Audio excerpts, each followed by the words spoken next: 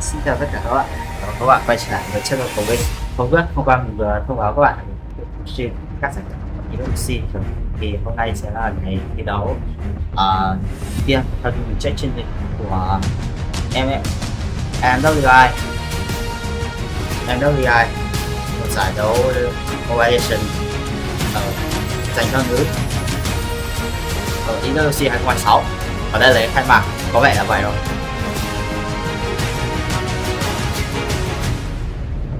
Vâng, là mình đã làm được từ tất cả yêu cầu cho thì đó. Nếu mà mình nói thì mình kêu bảo là mình sẽ không share quá nhiều về overlay. Ok, thì không chỉ xem cho các bạn phim tiếng Anh nhưng mà mình chỉ xem thôi, xem để cho có chứ mình không có mắt cảm quá nhiều đâu.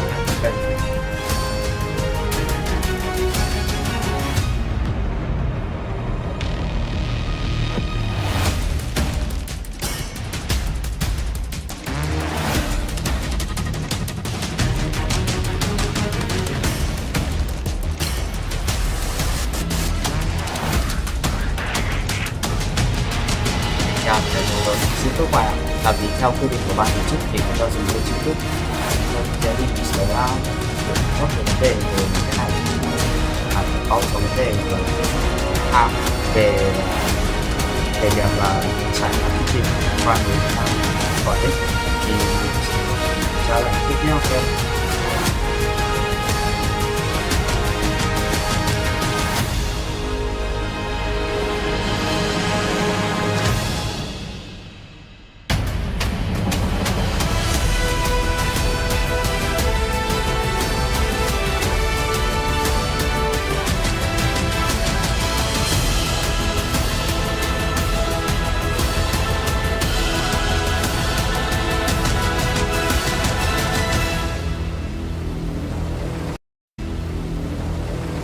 Xin chào các bạn, chào mừng các bạn đến với Varo English, khóa học. Legacies aren't inherited, they're built. One match, one win, one impossible comeback at a time. Nothing is granted, everything is earned. The Esports World Cup has landed here in Paris, the city of love. And this time, for the love of Mobile Legends Bang Bang. 2 champions, 1 game. Welcome to Mobile Legends Bang Bang Women's International, where we have gathered 16 of the strongest female MLBB teams, where they converge here in Paris to make history and rise above.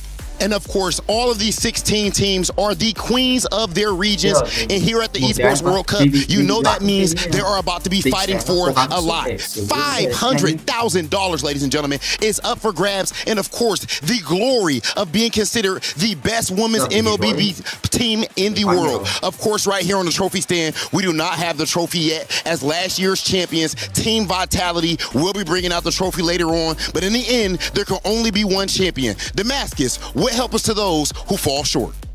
Rob, 16 teams are gonna fight for the title, but of course 15 will be eliminated throughout the next few days, and every single eliminated team must go through the grueling process of destroying their key right here at the kick for sure. And let me be real, sometimes it gets kind of loud because you can hear these keys popping just like the play. These keys popping just like the player's dream. Without further ado, it is time to welcome our 16 teams for this weekend's event, and let's see who will get that big title. Một số vấn đề mình còn cái công cụ Qualifying out of Indonesia, Team Falcons. Hôm nay thì nó sẽ có tất cả là 8 trận đấu. Qualifying out of Western Europe, made up of 5 countries, GK Esports. Qualifying out of North America, GG Esports. Genshin Sport và có đội team ở trên này nhiều. And joining all the way from Mongolia, Aurora Gaming. Aurora Gaming với cái bộ. Powered by their jungler, Miss Meow, Virtus Pro. Virtus Pro sẽ là đội tiếp theo. Last year's rookie come back with a lot of experience, all the way from Turkey, Foot Esports. Foot Esports the newly assembled qualifying out of Myanmar, Team Ray Young. And the new representative all the way from China, Seda.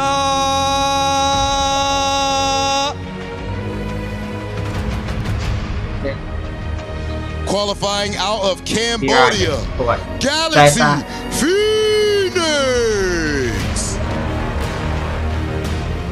The 2024 champs are coming up with an updated roster of Insurers of Redemption, representing the Philippines, Navi.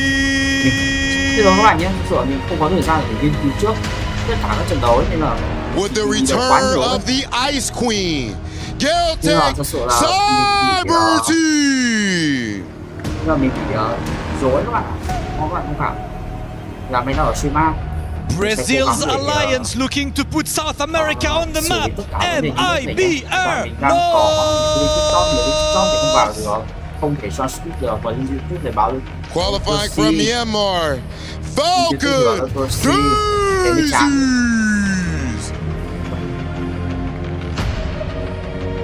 And with a more experienced roster looking to put Mekong on the map, Twisted Minds.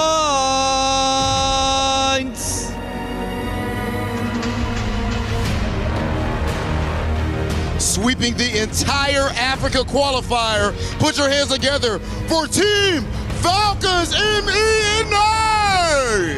Falcon MENA. Falcon MENA. And now it is time to welcome the champions, the title holders. Make some noise for Team Vitality. Vitality. Và đây là kim cúc của chúng ta. Last year, the defending queens didn't just win it back. They went undefeated. A perfect run. The golden road. This year, the target is on their back, heavier than ever before. Every team came here to Paris for one reason and one reason only: to take the V-Hive down and the crown from the Queen Bees. But here in Paris, this is the home ground of the organization. Pride is on the line.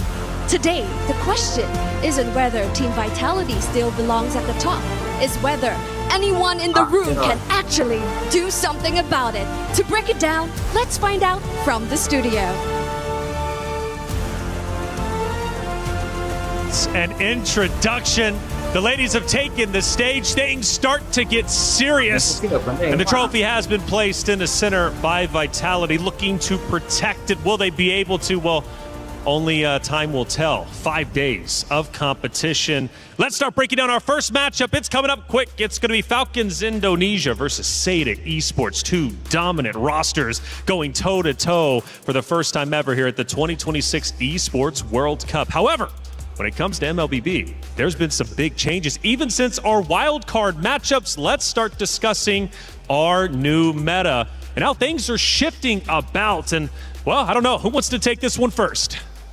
Okay, I think we start with the first and probably the most important point that we have to talk about here. It's the nerf on tank junglers who have been the kings of the jungle for the longest time in MLBB. We see occasionally some assassins here and there, but just because of this nerf, in terms of their jungling speed, I think this will allow for the assassins who we've all been wanting to see finally step up and take place in the Land of Dawn. And I am so excited to see this because a lot of our female junglers are actually really good assassin users. Yeah, they're carries. They're carries, they're violent in their execution, they're violent in the game. So I do agree with you, Brig. I like that you brought that up. But also when we take a look at this hotfix, we gotta see it coincide with one another, right? We're talking about specific tank junglers being nerfed, and we're talking Baxia, Fredrin, Akai specifically, but also the fact that there were battlefield adjustments that we also need to pay attention to as well. The fact that the purple buff, the orange buffs, and the creeps around your own jungle has gotten buffed when it comes down to how much income you get. It's 20% on orange and 20% on purple, and the rest have been upped by 50%. We're saying a lot of numbers, we're saying a lot of specifics, but what does this mean in the game? It means that there is more room for carry junglers to rise. Assassins will be able to get to their power spikes a lot quicker. It also allows them to not really have to go for the contest for first turtle, so they can play the way that assassins want to play. And hence, if you do still want to use your tank jungles, I guess you need to be a little bit more aggressive in the invades. And farming, like heavy on farming, because you will feel the change. You will feel the difference in terms of your farming speed if you still opt to go for your tank jungle setups, and that will also probably change the way we see the roamers come into play. Like, are we going to see a bit more of the aggressive invade type of roamers or the heavy pick-off crowd control specialist roamers? Because I think that will be also one of the biggest responses to the potential rise of the assassin junglers all over again. But more so, if we're talking invades, if we're talking about all those disruptors and annoying heroes, then might as well touch on a bit of the EXP lane. Because there was this one hero that took a significant change as well, which is Esmeralda. Huge. Lower cooldown, increased damage, increased shield on her first skill, more slow on her second skill as well. So we are going to see whether or not Esmeralda rises in popularity. And I think that's what makes MWI so exciting. Absolutely, and so much to ask, even based off of this, especially with two specific players. I'll ask that when the time comes, especially for the matchup a little bit later. But this one here, Falcons Indonesia, Seda Esports. Very talented ladies about to take the stage. Now, the story here is you have one of MLBB's strongest teams going against China's newest team, built specifically for MWI. Now, first we talk Falcons. Now, Falcons Indonesia, a talented roster built around a veteran. Yeah, we have Violet and Agatha that stayed, but other than that, everyone's kind of new. But also, we do still have some veterancy in it, despite them not being from Falcons, right? They came from EVOS Lynx, and they were together 7 years ago. That's Leaf as well as Violet. So I'm excited to see that duo come together, how they've been able to gel with one another. And it's also important to note the fact that they did miss last year's MWI, so I am quite excited to see what they have to bring. But maybe missing, you know, sometimes the heart grows fonder with distance, right? And they were watching that and thinking, I want to be there. Now that they're there, they're not going to waste an opportunity. Now, one good thing about them is they have great composure, clearly, because, you know, Violet specifically led her to 3 elimination matches to get to this stage. Now, that's not easy to do. When you know your tournament life is on the line, you've got to guide your troops effectively. Violet was able to do that. So if they get into a sticky situation, I'm looking at this team to be perfectly fine, and it is going to get a bit, you know, hairy up there at times, right? It's not going to be easy against the competitors you have to go through. Speaking of which, obviously Seda Esports. I love the narrative here. Newest team built for MWI. What does that mean, Bree?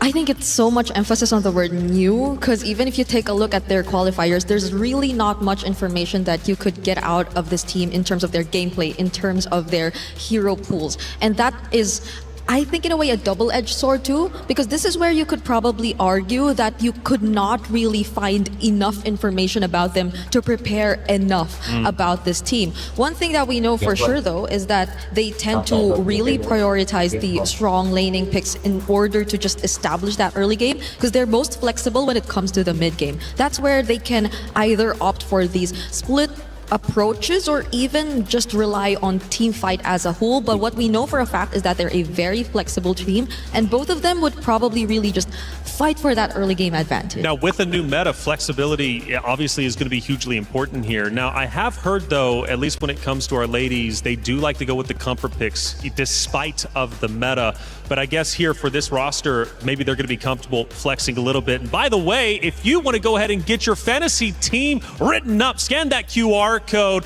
There's a lot of players to choose from. Who do you want to choose? Like I said, EWC is great. You have an opportunity not only to be involved just in chat like the traditional way, but also choosing your fantasy roster. See how good you are at building the best team you possibly can. Scan that QR code. But again, going back to the meta discussion, because it changes, do we think Seda Esports might actually have a little bit of an advantage here? Because clearly they have good, at least from what I've been seeing, macro mechanics. They're solid. They know how to break this game down well. I mean, in order to play, like at least in the previous meta, in order to play the likes of an export jungle requires you to definitely have a better or a really good understanding of the macro approach, right? So I think that is something we can expect from them. But again, the veterancy. You mentioned the reunion between Livy and Violet, and that's like 7 years ago of them just really playing competitive MLBB. So you know that you're up against players who've been here for so long. So that's definitely the advantage that I think Team Falcons ID has coming into this matchup. And considering they are coming from a more established region, we've had so many, multiple MLBB Women's Cups in general for years. Right. So obviously they have a lot more experience. They've played with a lot of different metas. Meanwhile, a region that's new doesn't have as much to work with. But again, I like that we mentioned that it could be just what they need. Yeah, because you never know. There could still be ways that they, of course, get to review, get the information that is necessary for them to improve across the other regions. But at the same time, we have very little info about the games that are public. Their scrims even. We don't really know what scrims they've been able to play or with which regions they've been able to go up against. So Seda is really coming into this tournament, aside from the new patch, as new faces, and there's a lot that we have to unlock when it comes to this roster. Scan the QR code also here. Get your pick'ems in. Like I said, a lot of ways to get involved for EWC. That app is actually pretty incredible. Scan the QR code, especially if you're here in the venue. Might as well. A lot of fun things happening here in Paris. And man, it has been a great time at the Esports World Cup. And one of the things we really haven't broken down just yet is the Club Championship Trophy, which is so very important. A lot of money on the line. You want to talk about, and you mentioned it earlier, obviously for these orgs, winning some of the money for the $500,000, obviously placing in the Club Championship, we're talking potentially millions of dollars to rebuild your org, potentially make that team house, get your ladies involved right all in the same room, which helps build team chemistry. It helps your roster tremendously. And we have a lot of great orgs represented. Vitality, for example, they need to catch up when it comes to the Club Championship points. This is their opportunity to do so. Genji, another roster, but Falcons, this is just one of the rosters. They've got two. They've got a lot. Yeah, they do. Like even later for MSC, they have what, 2, 3? I think two? Yeah, two. There's Falcons Meta, who just recently won the wild cards, and then we have Team Falcons PH. So those are two of the many Falcons rosters we've seen. Even during the qualifiers leading up to MWI, actually, we've had a lot of Team Falcons rosters. The Philippines, our representatives currently, Navi, actually had to go up against the own version of the Philippines Team Falcons as well. So it could have been 3, but I also remember last year's Club Championship run being so tight. So tight until the very, I think it came down to like the last 2 events. Like the final weeks, right? Yeah, it came down to the final week, like the last 2 events. We were telling the story on the week 7, and it was like, who's going to win? Because Falcons could have very well been defeated. Let's not forget, they've won the Club Championship in back-to-back years, kind of like Vitality, right? For MWI. That's like, what, $14 million is just insanity if you think about it. But the point is, winning this event is tremendous help for the Club Championship race. And on top of that, obviously, putting your name onto the totem to be immortalized. We have the totem room. It has all 3, 2 totems from the previous 2 EWCs, plus the new 3rd one. And it's really, really cool just to go back into history, see who's won these events, and really just take a step back in time. Hey, check it out. Our matchup is about to be underway. We'll be going into our pick and bans very shortly. The ladies have taken the stage to face off against each other for our first time. It's going to be Team Falcons Indonesia versus Seda Esports. It's one of MLBB's strongest teams versus China's newest team built for MWI. Will that pay off? Well, we're going to find out very shortly as the pick and bans will be underway before long. Again, taking a look at Team Falcons Indonesia. Bree, we got a veteran. Yep. Obviously, Violet, we talked about him. The roster built around Violet. Now, that's a huge positive to me, but there can be some shortcomings. If Violet isn't performing, if she's not vocally leading her team, does this team still continue to function? It will be tough, especially if the shot calling does revolve around her. But considering that I think Raymond is known to heavily play some invader roamers, which I think we've previously touched upon when we discussed the meta, then I think there will be a part of the shot calling coming from her as well. She will be taking charge in a way, and I think they have to work hand in hand. So it's not just going to be all around Violet, but a huge part of it will come from her, definitely. Since we're speeding things up with the new meta, do you think Falcons Indonesia is going to be able to react to that accordingly? Because were they traditionally a fast team, a slow team? Obviously, you've got to adjust. Or do they, Eterna, go with their bread and butter, their comfort picks? That's a big question, because when we talk about Team Falcons, I'm so used to the old lineup. Yeah. I'm so used to, Jin Chao, Agatha, and the rest of the old members. And when we looked at them, it felt like everything revolved around Jin Chao. Like she was the star player. But now that she's not there, we're waiting to see perhaps the new backbone and the new formula or the new system that Team Falcons ID will bring up today, especially with the changes to the patch and so on and so forth. But I'm pretty sure the coach is also there to really help assist them through this. And that's why this first banning phase here in Stream A, that's what makes it so fun and interesting. Yeah, I know they told you to check out Stream B too, but just keep both of us open. That's right. This isn't a competition between the better stream.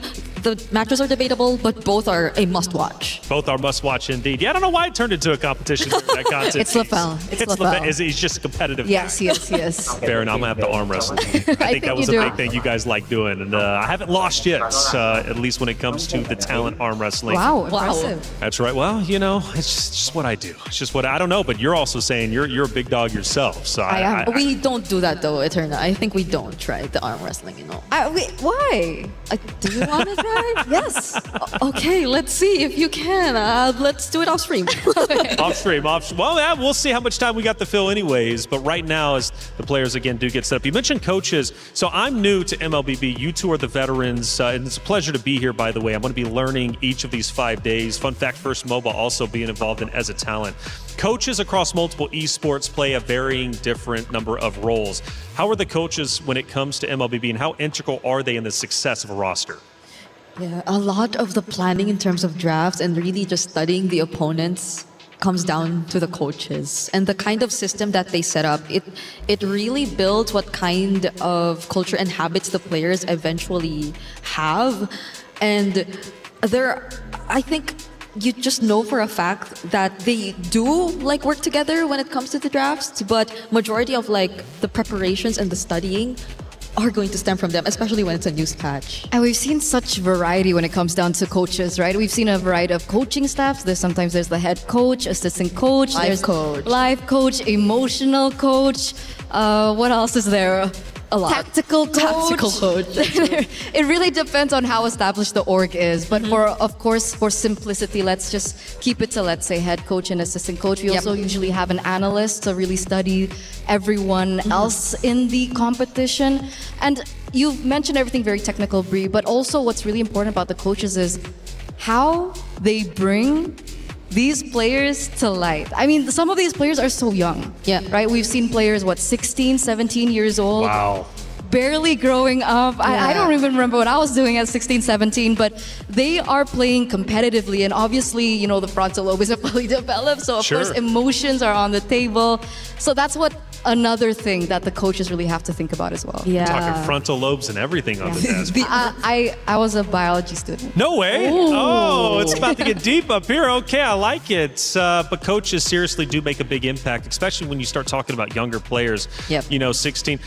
Who is, I guess, what would be the age range for MLBB? I think if we're talking veterans, we could say they're around the 20s above. But Hey, we have 33. 33. We do, but we are in MWI. Okay, so true. we don't have 33. 33 is already 30. That's right. Plus. That's He was in the wild He was cards. in wild cards. Well, the cool thing, though, about that, I mean, it's just obviously breaking that down, 16 to 33, you can have a very long career, right? Oh, yeah. And truly build a legacy, build a life in this title, which I love. I really do. And it gives an opportunity for the gamers to, carve a path in life, which I think is so very important. You never know what gaming can bring to you. Gaming is such a beautiful scene that just just opens the doors, not only for myself, but just many others out there.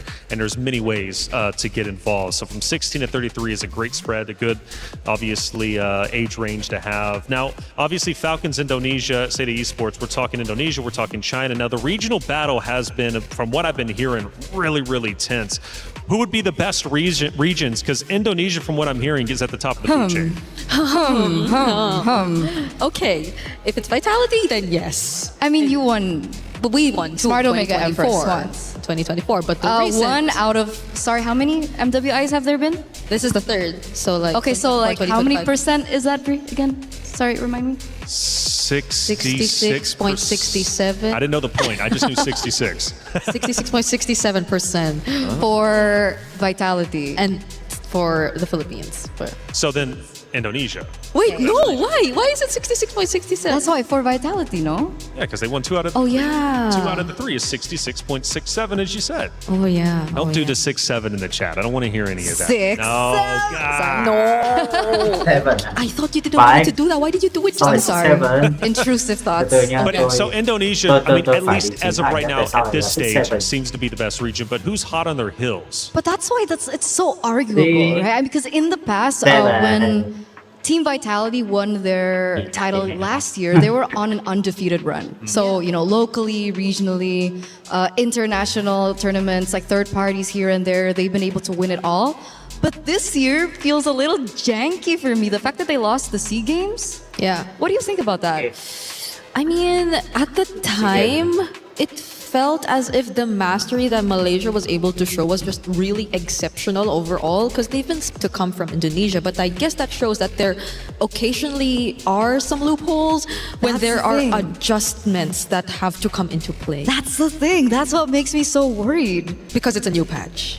Yes. I mean, considering this is a different coaching staff, by the way. So in 2024, was it 2024?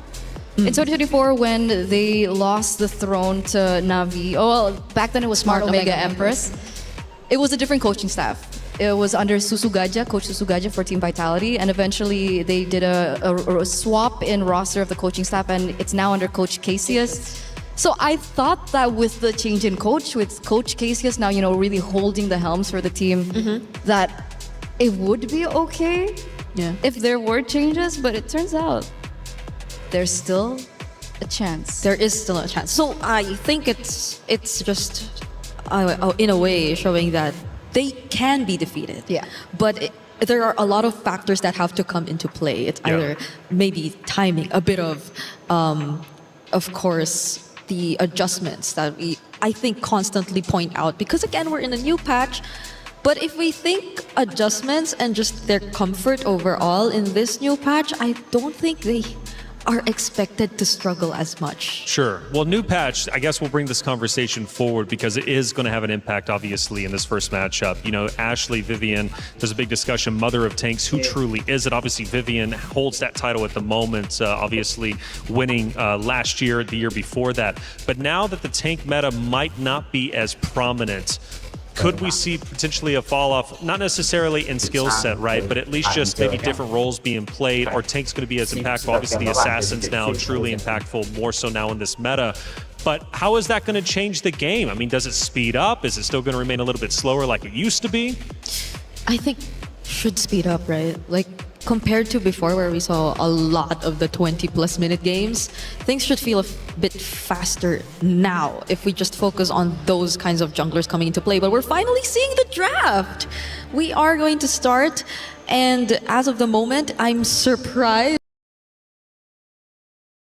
Wants to play a little bit more slower tempo, slower control, just play for the vision. While Chibo, remembering from how she played back in 2024, she was in your face. She was going into the jungle, and this interest to use the mechanical advantages that they have from TAN, their Indonesian import. I do think that's the dynamic we're going to see. It's going to be Aurora.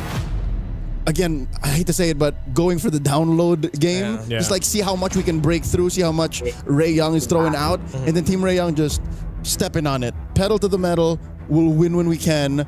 Sub 15. Yeah, and you know, this is the draft right here. This is what I was just going to highlight that point on Leo. I think it's great that you also have to highlight this is Coach Ethan, right? He's familiar with us because former little gun, former IHC. Yeah. And he He's brings a Mongolian creativity. icon. Exactly, and that's why that download strategy concept. And yeah, maybe they take one game. You name the Mount Rushmore of Mongolian MLBB athletes. He's there. He's Ethan. He's Abe Lincoln. He is. He's the Mongolian in MLBB. In MLBB. Specifically just in MLBB. That makes sense. Look at these Even the opening bands are different. Even the bands are different. Gord. All right, Gord, Belleric, Marcel. I love that. That is a priority for Team Ray Young. This is just Southeast Asian efficiency. And the Jushin, yeah. At work. Despite Coach Frost at the charge here. So with it seems like Team Ray Young, they understand how Aurora might want to play. We talked about Aurora playing the download slower control. You do that with heroes such as Marcel and Jushin. Yes, they can be aggressive and very in your face, but because of their sheer amount of crowd control abilities, they are great controllers. Both teams, it's clear that through the draft they want to have a straight line to whatever win con or gameplay status they want to have, because is it just the meta game that we have? Like, Belleric is such an annoying frontliner. Yeah. And he does what Marcel does, but in a little safer way. Yeah, it's kind of... Wrath of the Dryad is so annoying. It is annoying. He's just not as like... Whoa, Harara being picked up. This is... That's a wildcard Mongolian thing. I was going to say, this is very Something's never Mongolian changed here. The first one to make the Harara work actually was Ziatora. Yep. So they're going with a pick that a lot of people saw work successfully for the first time. Also going on the Mongolian Mount Rushmore of MLBB.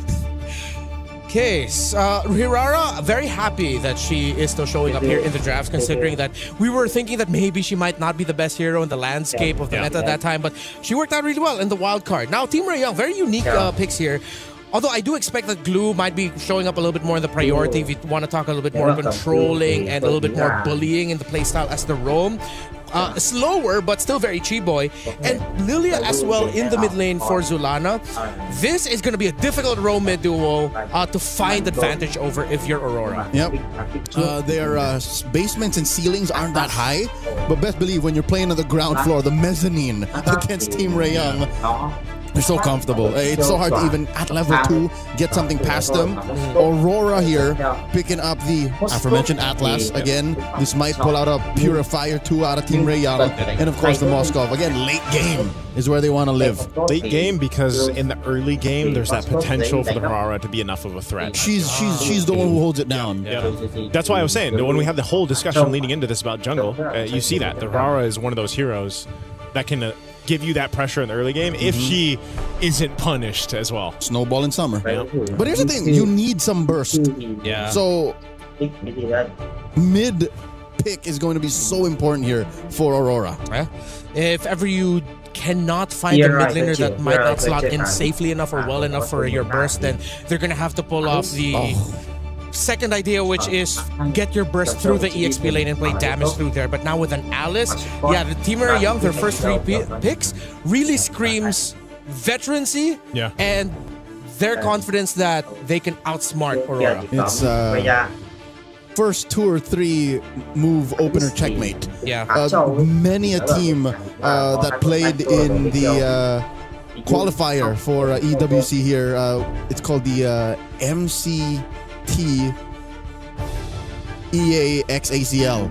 A lot of teams fell there because of a 3rd pick, 5th pick swing Alice. It's just hard to kind of answer this hero when she finds a good position to be in. The bans for Team Ray Young, the Freya and the Uranus. Oh, there's the Hanzo Joseph taken out by Aurora and the Obsidia. Very interesting that Hanzo was actually banned out.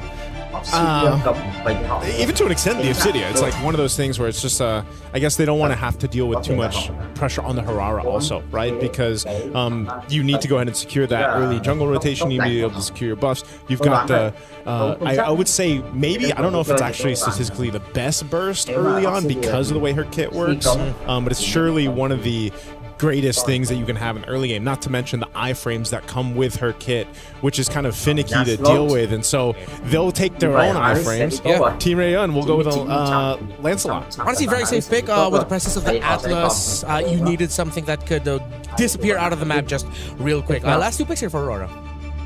You're still needing that pick on Zulana. Again, I need to see some good burst to call that Atlas and Hirara a worthy investment, especially in the first 3 picks. And then, of course, a good tanky EXP lane, right? I think you need a tank here since, again, in the jungle now, you have a fragile assassin. Not a lot of dashes, too. I think Hovius would not have a home here. Wow, that Alice pick are throwing off Aurora that they go settle for the Lunox. It's burst, but it's... Okay, so they sort of spread the burst potential. One more single target, the other more AoEs. Yes, of the 2, I'm pretty sure Zulana knows what she's getting into. Coach Ethan gave her the heads up, or in this case, the thumbs up. But of the 2, I think the Sora was the better choice. So the Sora makes the Lunox kind of worth it. Yep. And Hanabi. No! Last year, yes. What? Yeah. Welcome to MWI, baby. Mob Psycho. Yeah, well, we saw a little bit of that. Off against the Hanabi. Against the Atlas, all that with the Sora there.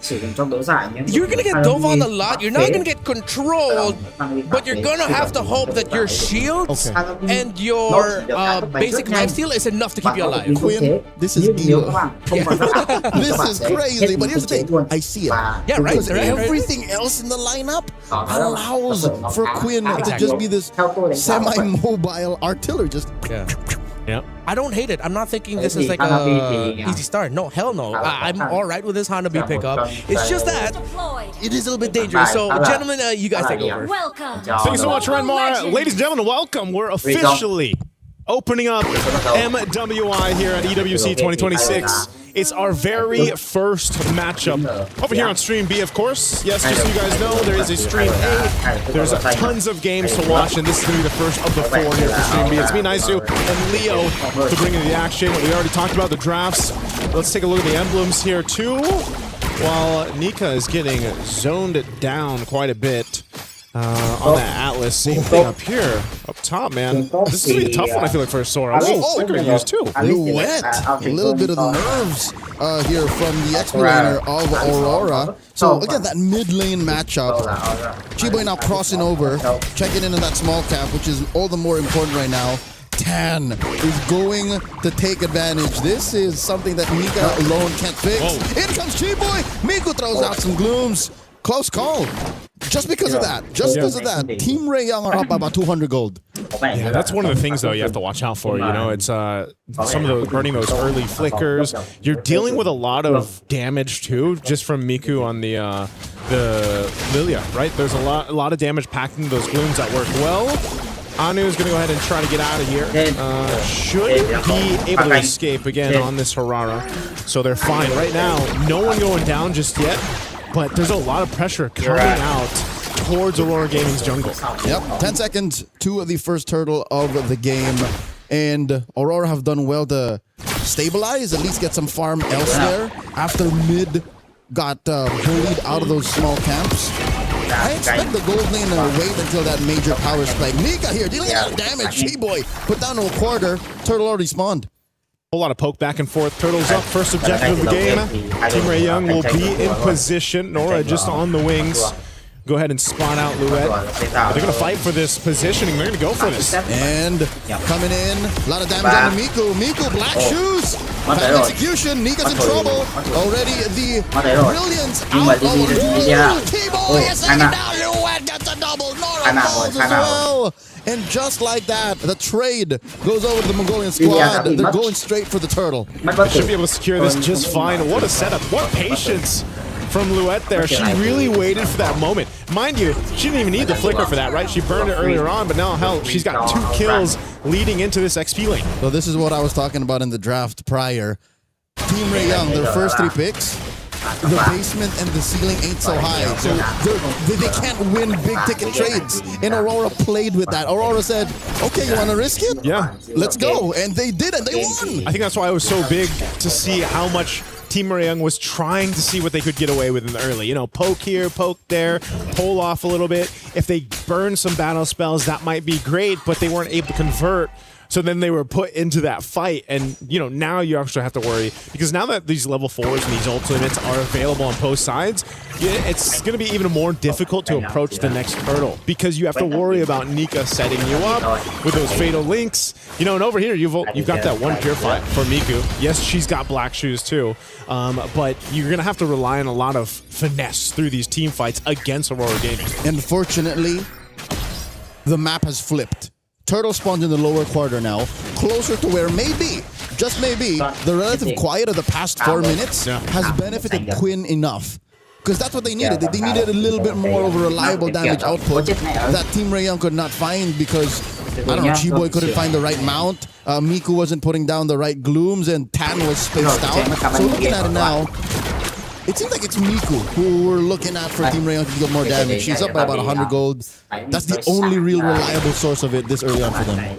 Man, to be honest, I haven't seen a Hanabi in quite some time. It's been a minute, other than my own little solo queue adventures, right?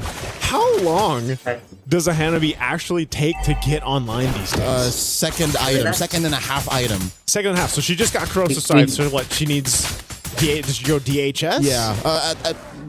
Optimally, if they can find it at the third turtle. Oh my lord, Chiboy forced the flicker back, and there it is, despair! In comes the resident Tan, takes down Nika, and Luet will follow through. Double kill for the Lancelot, and now the turtle goes over to the Malaysian squad. And that's why you pick Glue right there, or Patrick Star in this case, because man, Chiboy surviving that is insane. And then off of everything, they'll get the turtle as well. A good equalizer there in this game up to that 5th minute mark, as they're also going to take down a tier 1 turret bottom side. So yeah, man, you mentioned it, that turtle over on that side. As you look at the replay here, this is again a great setup. Even that Throne of Ruin from Nora, and then Quinn was just able to go ahead and fire off a great double kill secured there too for Tam. And the icing on the cake here, cherry on top, Team Young denied the trade up top. That could have been a push for Mob Psycho, but up goes Nora saying, nope, this is not free, not right now. That's what puts Team Young up by 1,000 gold, and they might even get another push. Chiboy going 2v1. Nika and Zulana trying their best. In comes Nika, but Quinn will still get it, and a lot of damage on the Nika. Quinn takes her down as Nika builds the fleeting time. To be fair, we really haven't seen that many good Fatal Links just yet. I guess it's just too difficult to actually get that setup you're looking for, you know? Because even dealing with that kind of just... It seems like Team Young is just marching on up to where they want to go and deciding to pick off a kill or two. They're going to go ahead and do tons of damage to the tier 2 turret. Wow. Hold on. Luet looking for Quinn, goes into the lightning form, shifting skies. Quinn now to an 1/8 of her health. Quinn is taken down, no need for the spear, and now Zulana comes in from the east. Keyboy in trouble, gets the mount. She can only delay the inevitable. She's making them work for it. Why won't you die? Finally, Keyboy falls. That's exactly how Moskov sounds when he throws the spear. Now, putting pressure up here towards that top tier 1. They're going to go for more, but man, this is a fight for the map space, fight for objectives. All this for the turtle to come up here. Last one of the game. They've got position favor. Chiboy will be back up. We can expect her to do essentially the same thing, but they might be a little bit too late to this. Golden Staff pickup for Quinn. They're fighting for it. Nika's going to push off Miku. And there it is. Turtle goes over to Aurora. It links by Nika. Nora very low. Nora here survives with a sliver of HP. The burn takes her down. And it's all Aurora going into the mid-game as they try to find Nika. There's the mount by Chiboy. The flicker back by Aurora's roamer. And the black shoes. Miku survives. Team Young, it's clear that they're just trying to get something in return. And I'm afraid that if they continue to do that, they forget that the rest of the map exists. Mob Psycho flickers back. Chiboy looking to get the mount on her, does not have the grab on cooldown, and that's tough. Team Young, they barely close the gap. They keep it at neutral, but if you look at the map, it ain't looking good for the Mongolians, for the Malaysians. Yeah, this is the hard part, man. Is they're trying to maintain that that split push, you know, that's happening here every single time we see with the Mozkov. But then also you've got Anu doing the same thing. Whoa, Fatal Links on a J-Boy.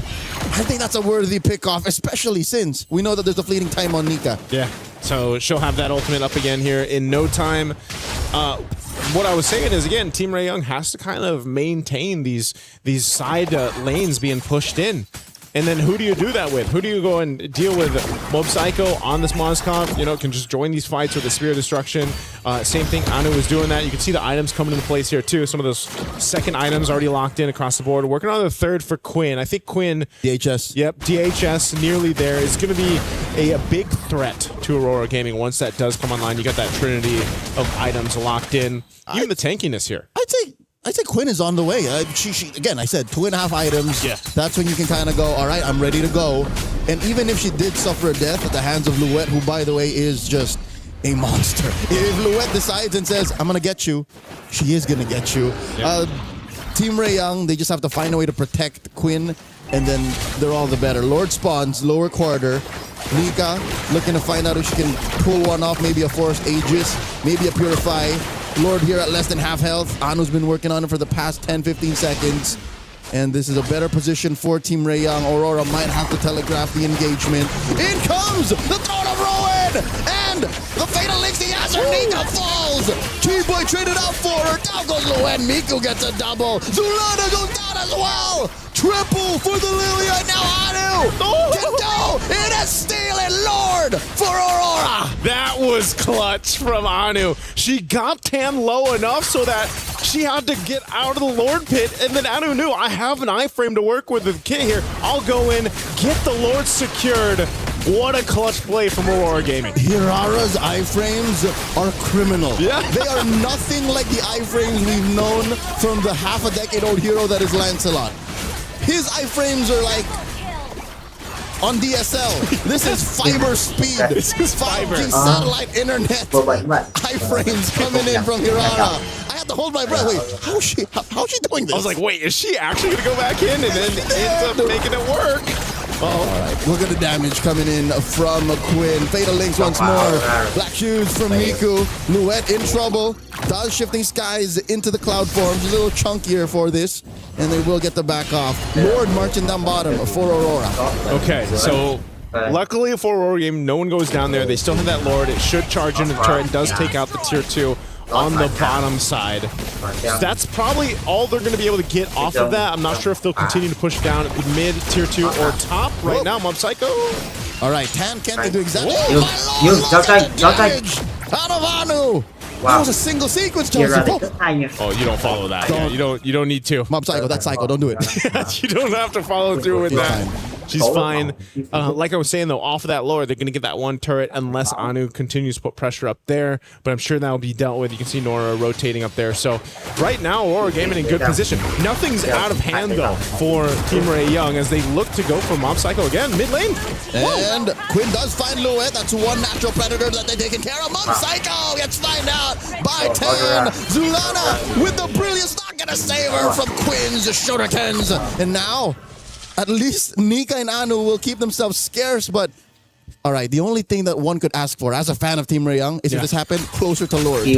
Lord is still a minute out. Still a minute out. I think that showed us, Leo, that, again, the veterancy, the experience of Team Ray Young right there.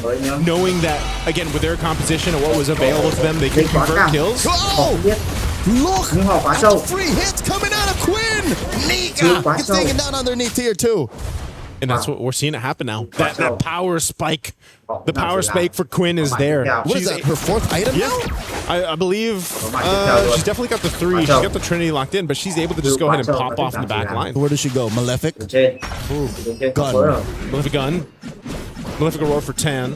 I think she's going for the gun. Yeah, it's got to be the gun. It's what's necessary because Luette seems to be the only one who can really find her. A little extra range, and then you're just going to rely on your CC immunity when you got the shields up.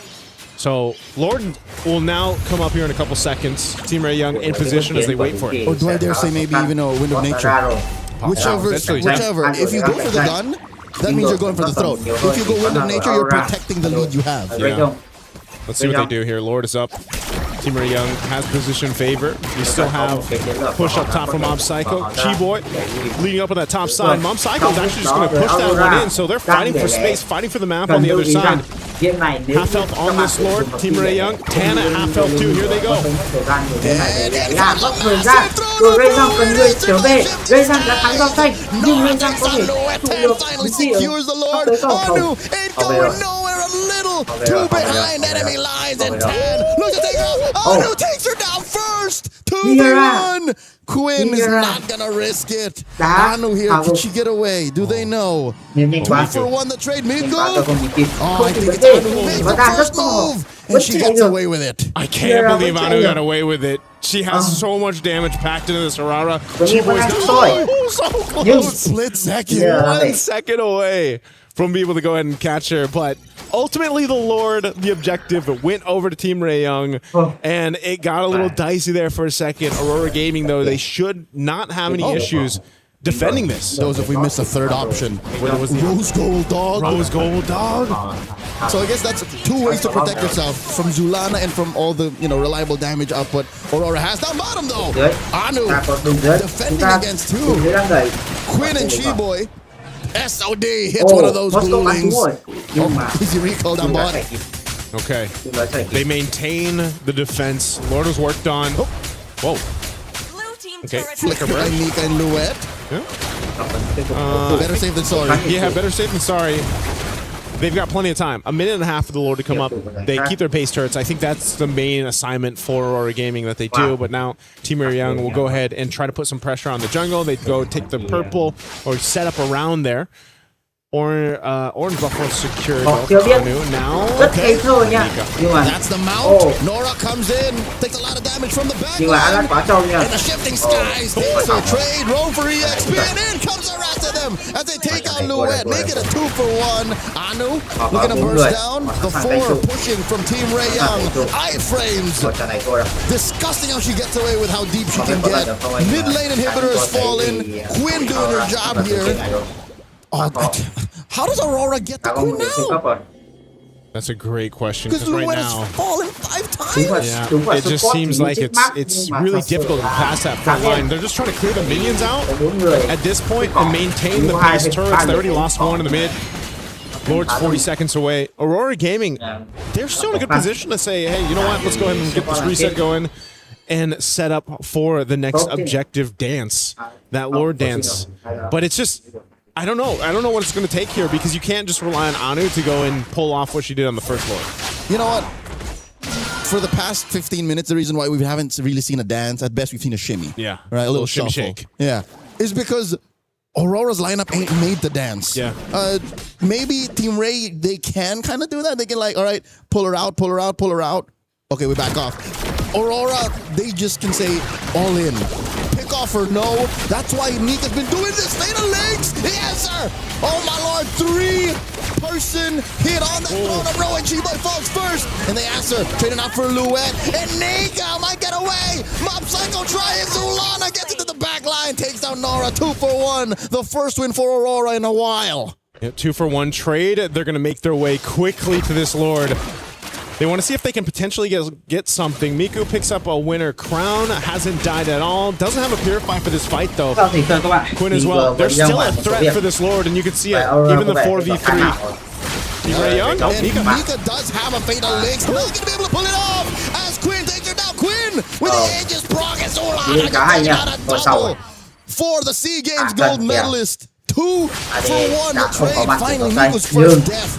Team Ray Young goes straight for the Lord. Team Ray Young should be able to just secure this. I don't think Anu can do anything with this, so they're just going to go ahead and maintain what they can. She could have tried. She could have tried. I wouldn't put it beyond her. But alas, when you're down like this, at 17 minutes, you don't want to risk it.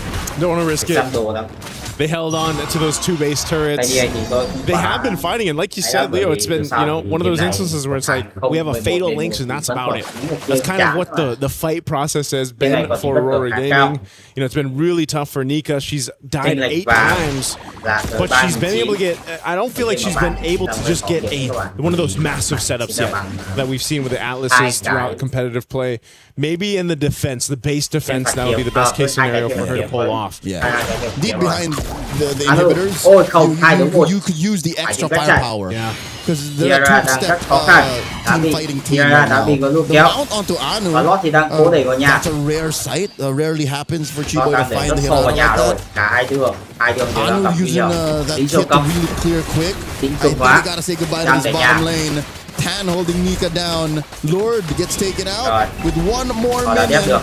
Team Rayo surprisingly Và chắc chắn là outforcing chủ it. có thể vượt That inhibitor có thể stands. đép được Yeah, không? stands for now. Chỉ 1 còn HP, rất ít literally máu. 1 hit away. Really good clear speed Hai happening đường. right now Ở too tủ for đường Aurora dưới rồi. Gaming. So Tủ ở đường dưới còn khá ít this máu. isn't going to be a game-winning Lord push that we saw. Lord was already taken Cẩn care thận of. hơn. 4 người. Tiara đã kéo giao tranh. Rất khắc tục. Và họ không được rồi. Vẫn khá đông người các bạn. AD chưa chết nhưng mà And khá là khó Nika khăn đấy. looking for it. Zulana punishes Tan for staying a little too Và long dù sao behind thì enemy nó lines. thắng được Aurora rồi. and Team Rayo, Ba đường they thì are đã vỡ. taking each other to the Đến nhà sân limit. bay. This game Họ đã không one tập được lót. already approaching the 20-minute mark. This is, I guess, just the nature of this composition from Aurora Gaming. I mean, Luette with a setup of lifetime. She set this up in a choke point in the jungle. And Mob Psycho, she was unleashing here too, but she had to be careful because Quinn was right there. And that was an immortality from Chiboy. She didn't want to get caught any further. So right now, Aurora Gaming has shifted things a little bit in their favor. They're still trying to fight here in the mid lane, though. Nora here with a fake out. Flickers forward. Could have used the gleam. And yep, no, she just gleamed in. That was a good threat, forcing Aurora back off. So where does this go for Aurora Gaming, man? I think as much as we've seen them defend, they've lost the base turrets. They're gone. They've been dealt with. Yeah, eventually everything just fell. Eventually everything just fell.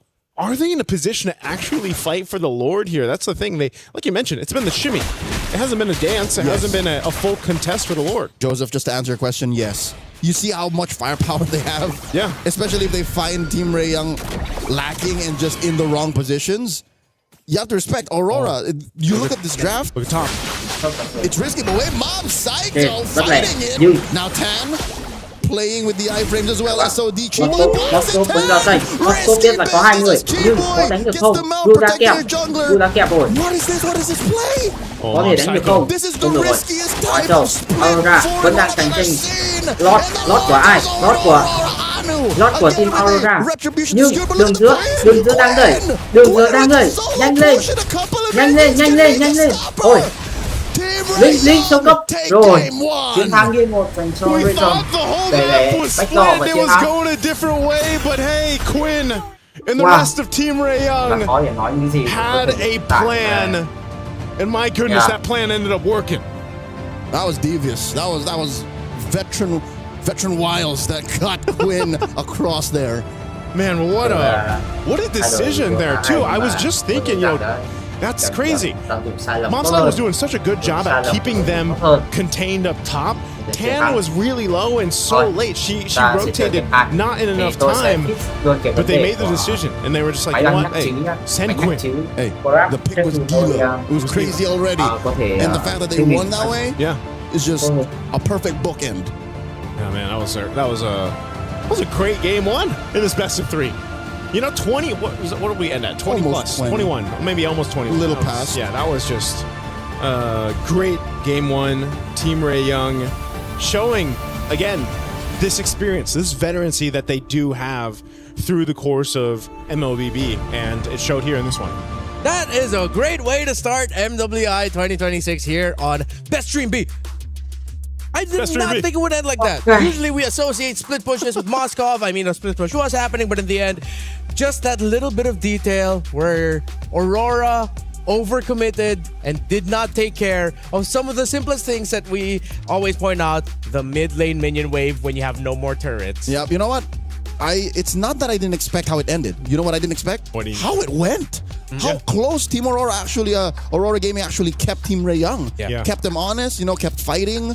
By all means, this doesn't feel like a download game to me. It looks like they played to really just win. This was a game that I feel like they were close to turning completely over. They had to catch up. They had to do the work, I feel like, and it was starting to be apparent, but at the same time, again, their base was dealt with. The base turrets were down. They couldn't keep that maintained. They weren't really able to, I feel like, compete in an objective fight objective dance, and maybe that's the nature of their composition or just the way they executed it. And so, Team Ray Young was just able to go ahead and take that and continue to punish that kind of weak point, at least in game one. Yeah, two biggest learnings here. It seems like Anu is a student of the ZX Aura dojo of Hirara. And the second one being that Sora and Lunox last two picks for Aurora, we were looking for that burst. In some moments, you were missing more AoE coming out of them, but I think just a pretty even spread between the Sora and the Fist coming out of the air, and Zulana once you're able to Chaos Assault with Darkening up. It actually gave a lot of difficulty for the Alice and the Glue. It seems like a lot of the times, the Glue and the Alice were playing to the very last inch of their health bar to try and hold long enough for Quinn and Miku to deal damage. Which I think is a stroke of genius in the overall macro play of Aurora, because now we're watching the highlights, the replay. When you're in it, you don't really get to notice, but now in hindsight, I can appreciate how Miku, when she hits the Fatal Links, it's away from where Anu is. So Anu can take care of whatever's left where they started the initiation.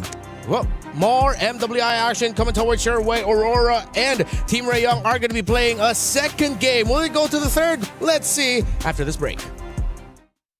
Play is in our DNA. Whenever we let it out, it becomes our superpower. Now imagine an entire city being built to supercharge it. Kadir City, powered by play. That was a quick little shimmy of a break. We were talking about shimmies earlier. It was just like that. It's a DJ table scratch. Really good, Joseph. That was really good. Yeah. Good job. How did that sound? Wooka wooka. There you go. That was something like that. Yeah. Yeah, let's just say that was you. So, again, going back to the discussion where you were talking about how Aurora seemed to also capitalize on the things that maybe are slightly overlooked. This is where I remember now why I hate going up against Lunox. Her animation for the Chaos Assault, it's so hard to spot with everything getting thrown out. You don't realize that you're getting hit by a Lunox until you get the notification that Lunox took you down. Yeah, the burst is crazy. And also, if you have a little bit of color blindness like me and my friend LaFell over there, sometimes you miss it too. Do you guys have the same color blindness? Yes, we do. Or? We have the very same. Is it on a spectrum? You wouldn't know. I'm sorry. Yeah, we have, but I just know we have the very same. We play on the same settings in MLBB. Oh. Yep. Yeah, there is. There is color blindness. So you can settings. tell your life bar from Yeah, everyone yeah. else's. Oh, Yes. All right. Use your accessibility options in game, by the way, for those who are wondering. Like, yeah, it is very helpful. What was also very helpful here for Aurora is usually when we talk about teams that keep going for fights, there are times where we go, why do you keep doing that? Here for Aurora, not a single time in my head did I go, why are you going for that? It seemed like there was a lot of the fights they were taking, it delivered something. Not always a good thing, but it delivered something that helped slow down Team Ray I Young. had one moment. That's it. Oh, well, no. In hindsight, for me, I would be molding and questioning why they wouldn't fight. Yeah. I would be like, no, keep doing it. Yeah. I had the one moment. It was when Anu went for the Lord. And then you're like, oh, I see why she went for the Lord and she stole the Lord from There you Pen. go. So you had the question, but eventually, it makes sense. yeah. Makes sense. You know? The one time I questioned it though is because right before the win, right before of all the splits, why would you do Moskov split, fight everyone else? Apparently, something tells me this is Team Ray Young one-upping Aurora. This is the veterancy coming to play. It's like, all right, let them think they can get away with a 4-1 Moskov. Yeah. And then Quinn, you do the thing. Yes. It's unfortunate too that the thing that Quinn decided to do is something that, despite all of the great things that Aurora got to show off in that game number one, you overlook one of the most fundamental aspects of the game at the worst possible time. Which I hope people don't overlook the good things that Aurora got to do because of the one thing that they didn't do, which was take care of the mid lane minion wave. Yes. In hindsight, what Aurora was trying to do was going to eventually win them the game. But what Team Ray Young did then won them literally that moment. Yeah. It was one of those things, though, too, where it's like, I feel Aurora Gaming, it got to a point where it's like, okay, we can't take these fights to them. Like, they wanted to do that, but they couldn't win them. So we might as well go for the game plan, which got them some of the base turrets and some of the space on the map, which was letting Mob Psycho push on that Mozkov. She was going to win too. Yeah, she was going to win. She almost won that 2v1. And that could have, I don't know if she won that, if it would have really changed the course of things though either, because now she did use the Spear of Destruction on Chiboy, and she wanted to reposition to get the kill on 10. Yeah, right? So what if for some reason she had used it towards the Lord? No, mathematically, she wouldn't have made it either way. Yeah. Because that means she would have had to make the call to go back to the Lord and then answer, do I take care of the Lord or do I take care of the inevitable push on Quinn? So you know what I mean? It's like, it's damn if you do, damn you don't. Double jeopardy, catch-22, red herring, all of the possible metaphors that could explain what happened here. But a win is a win. Yep. Team Rayong gets the win here in game number 1. So let's see if they'll be able to continue that into a sweep, or will the surprising start here for Aurora actually allow them to deliver a game number 3 against Team Rayong. Overall, the team that seems like has some more experience in the big picture of it all against them. For Aurora, gonna have to ask you guys this. Is it just me, or if you blocked out the names, I could have sworn maybe I'm also just watching one of the men's teams in Mongolia.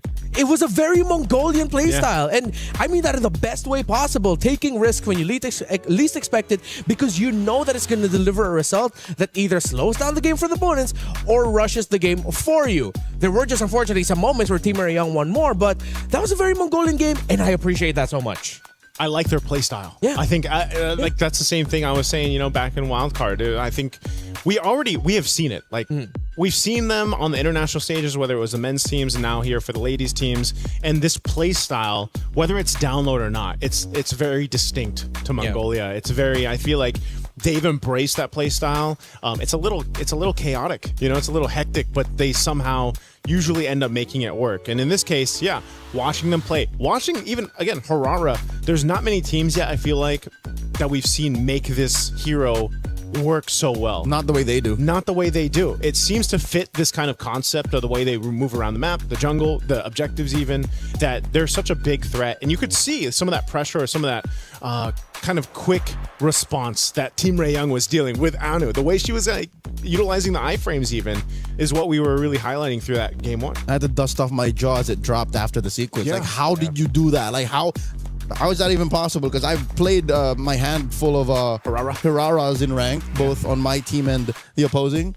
None of them do it like that. So Anu, again, despite the role switch, knows the mechanical limits of this hero. So I think we're all on the same page, gentlemen. The fact that this seems like a very Mongolian coded team, given that they are from Mongolia. It's not like it's something new. It's just that we're talking about it and we're complimenting it because that's how we want to see them. So I wish they don't change anything. Hopefully they don't overthink and they start playing slower. I hope they just keep going for it. I hope they just play faster. Yeah. It worked out well for them. So from talking about and mentioning Anu, a former EXP laner now turned jungler, let's actually look at the EXP laners. Luet and Nora, I think, delivered most of the excitement from this game with how they were just so gung-ho and fearless with setting up with the Sora and the Alice respectively. Okay. Despite Aurora losing, I think Luet put on a better show than Nora. Yeah. Because Nora was a, Throw of Ruin machine. But Luet did, everything. All right, we're going to be discussing the EXP players just a little bit more, and of course the other players as well. We're just going to go on a really quick, short break. We were there. For every click, every clutch, every respawn. We were there for the years of grind. And we're here. Now. The proud founding partner of EWC. Powering the biggest event in gaming. Shoulder to shoulder with the world's best. Making history. Greatness deserves a stage. Lenovo Legion. Reach your impossible.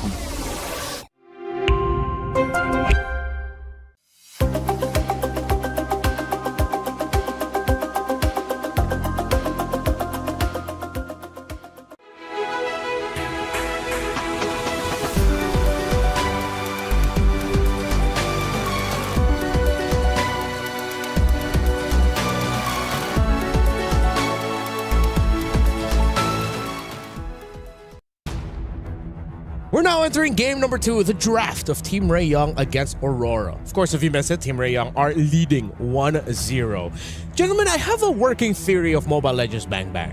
What's that? Wherein, if you are a team that has an EXP laner that can consistently deliver impact, you are on the way to becoming a top 5 team. So it's on the XP? Yeah, for the longest time, we've talked about how in the Philippines, Filipino teams are some of the best in the world, or the best in the world, because if you look at every team that won a major international or a major tournament, it's because an EXP laner showed up and went to work. So far, Nora on Team Ray Young, Luet for Aurora, man, they are putting in the work. That's what I'm saying. Yeah. When you have a hero that is as diverse and as, how do you say, utility as a Sora, she definitely put Team Ray Young on check. So if ever they wanted to force it to go to game 3, put her on a hero like that. Put her on a hero that sets the tempo for not just them, but even the opponents. Yeah. Impact. Yeah, I was impressed because if I remember right, Luet, she died early on, right? Yeah. And then she made like a crazy setup. She flickered in the first minute. Yeah, so like that was the thing. It's like, whoa, is it a little rocky? You know, in the early seconds. Yeah. But then boom. Yeah. No, she makes this great setup, gets a double kill. She shows up when it matters. Yeah, she continued to do that on the Sora in game 1. It's just, again, I have to agree with you. I think XP lanes are so pivotal right now. XP has been in a really good position for a while, man. Nope. Here's the thing. They were, but they were kind of down in the past 6 to 9 months. And then suddenly when Paquito came back, when Yu Zhong came back, when Arlo came back, that's when. Yeah. But I mean, XP laners still have always been this kind of concept of, okay, we have to either be there to alleviate the pressure on our jungler, or maybe set things up, sometimes sacrifice ourselves for the greater good, you know? And yeah, Paquito was kind of nuts. I think that's why he got slightly nerfed, right? For like 2 patches back to back. 2 matches. But that's one of the main things is just, I think XP lane, specifically, if you're an XP laner, is a really fun place to be in, you know, right now with the current meta. There was a time wherein, because of the Sora-Valentina relationship, EXP lane was just boring. And then it got fixed eventually, and now here we are. Sora's back. I don't know if Valentina is going to, once again, you know, haunt the draft amongst bans and first picks, but I like that we're going into MWI with an open meta game. With questions more than answers. Because imagine if we just came in and said, "Yo, this is the draft." The action between Team Ray Young and Aurora is still underway, but of course, it's 2 champions, 1 game. My Champions Pick event is now live from now until July 27. You can submit your predictions for the MSC and MWI champions for a chance to win 50,000 in-game diamonds and MSC 2021-25 tournament skins. Don't forget to leave your picks under @MLBB Esports post for even more chances to win. Log in your champions now and cheer for your favorite team. It's a lot of diamonds, right? It's a lot of great skins to spend diamonds on. Wow, look at that. The past half a decade of MSC celebrated once again in the form of your favorite skins. I remember I was having a discussion with our friends from Moontown back in the back. It's like, for some reason, there was a hero that we were forgetting for an MSC skin. It was Nathan. There was a year where he was an MSC skin. Yeah. He was 20... What does that say? 2025? 2024? 4 or 5. Because it was Claude Farsa. Farsa was 22. No. Sorry, not sorry. Oh, yeah. No. From order, it's Atlas. Atlas 23. Farsa. Yes. Atlas is 23. Oh, Atlas 23. Then. Whoa. Yeah, 21's Claude. Yeah. 21's Claude. All right. Now we remember. So this is one hero that was banned out earlier by Aurora on the blue side. Now they decided to open it. Guinevere is one of the few utility junglers that were unaffected, generally so. So that's why I think they committed the ban, because she's one of the safe ones. Similar to why you mentioned Barrett's earlier. Yes. So I hope that they don't swerve this and put it into the hands of Nika. I'm not saying she can't do it, but most jungle Guineveres, I'd say like 9 out of 10 are not a good idea. It's a no-go. In recent memory, only Team Falcons PH were the only ones to be able to pull off the whole... No, not Team Falcons PH. Smart Omega. Out of MPL Philippines was the last one to go, let's try this. Yeah. Wait, sorry, Gwyn Rome or Gwyn Jungle? Gwyn Jungle. Switch up. Oh, the switch up. Yeah. When you for sure thought it was going into the jungle. And then it went Rome. It's rarely a good idea. But dang! Not only that, but there's a Minotaur, and then the Gourd comes through. All right, okay. This is what I like now. This is what we're expecting for MWI. New orders, new heroes. Minotaur has been a pick that we were looking for, even during the wildcard for MSC this year. So now, showing up very early on, day 1, great. And we don't know where this Badang is going.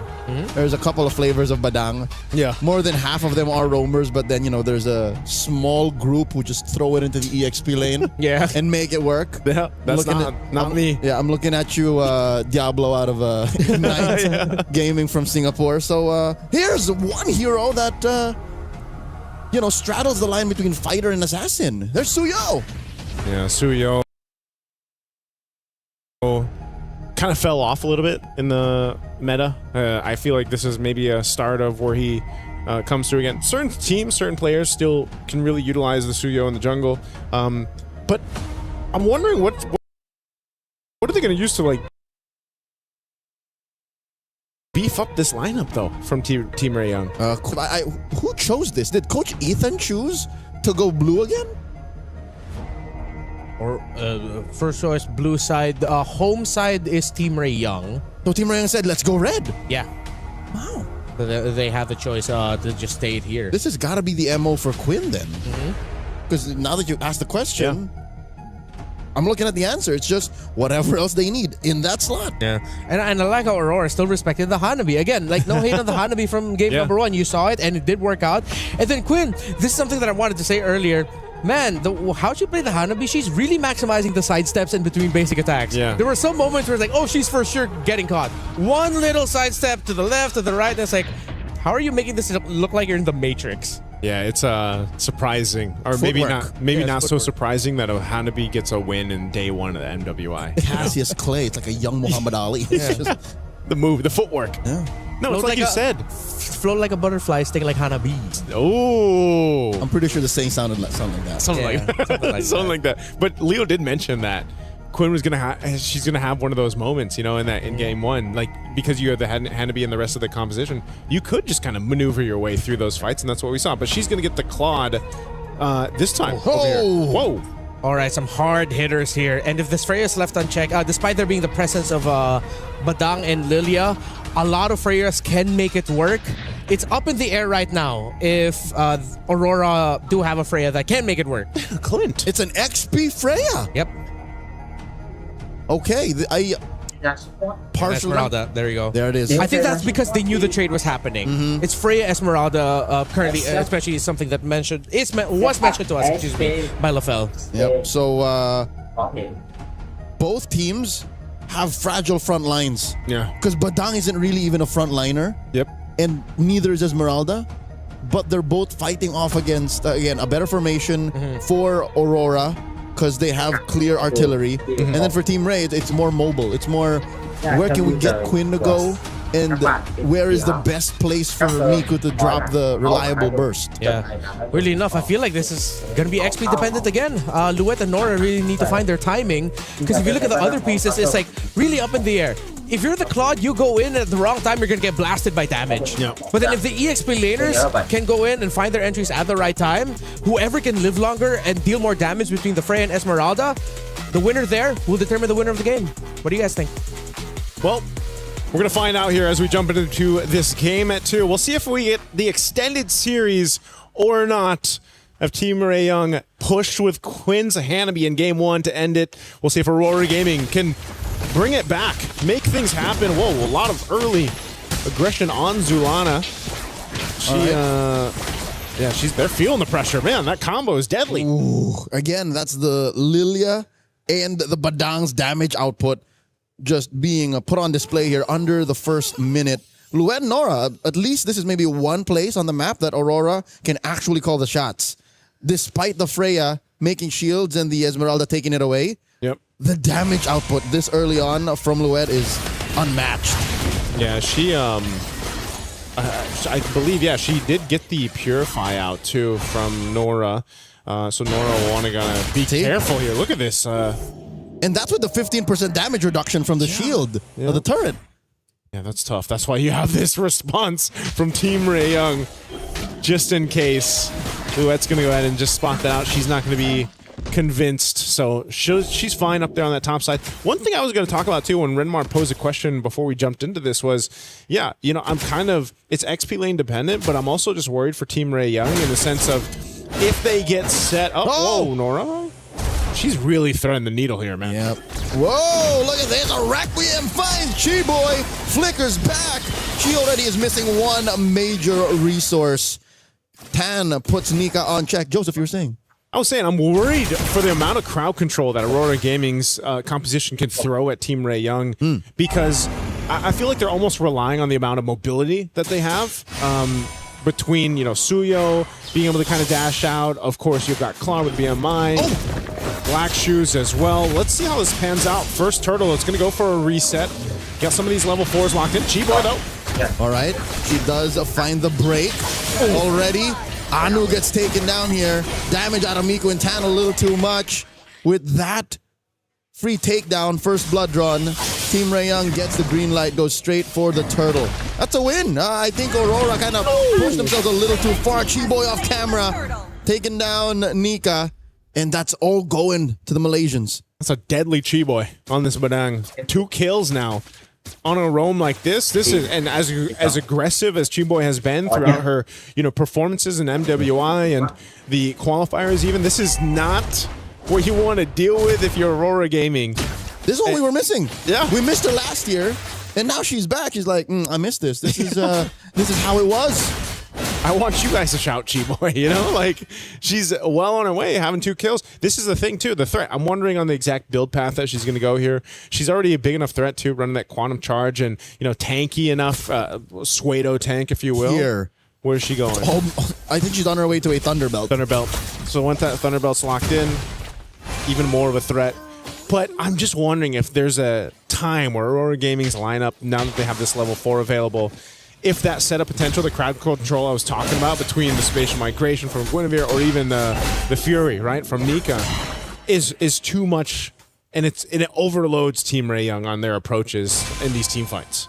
Yeah, there is a world where Chi-Boy doesn't get the ideal initiation, wherein her punches and her cracks may miss. So we're looking for that. How is Aurora going to find that position? 4 minutes in, about half a minute before the Turtle spawns Nora here, about to face off against 3. Purify. Gets that Purify in, forcing out the Requiem out of Anu. Tan and Miku to the rescue. Impressive how she's able to cross over scot-free. Quinn coming in, blazing duet. Forced the flicker back. Chi-Boy, there you go, does eventually miss with the crack. Backs off. They're just going to back off. Nora's still here. Miku as well.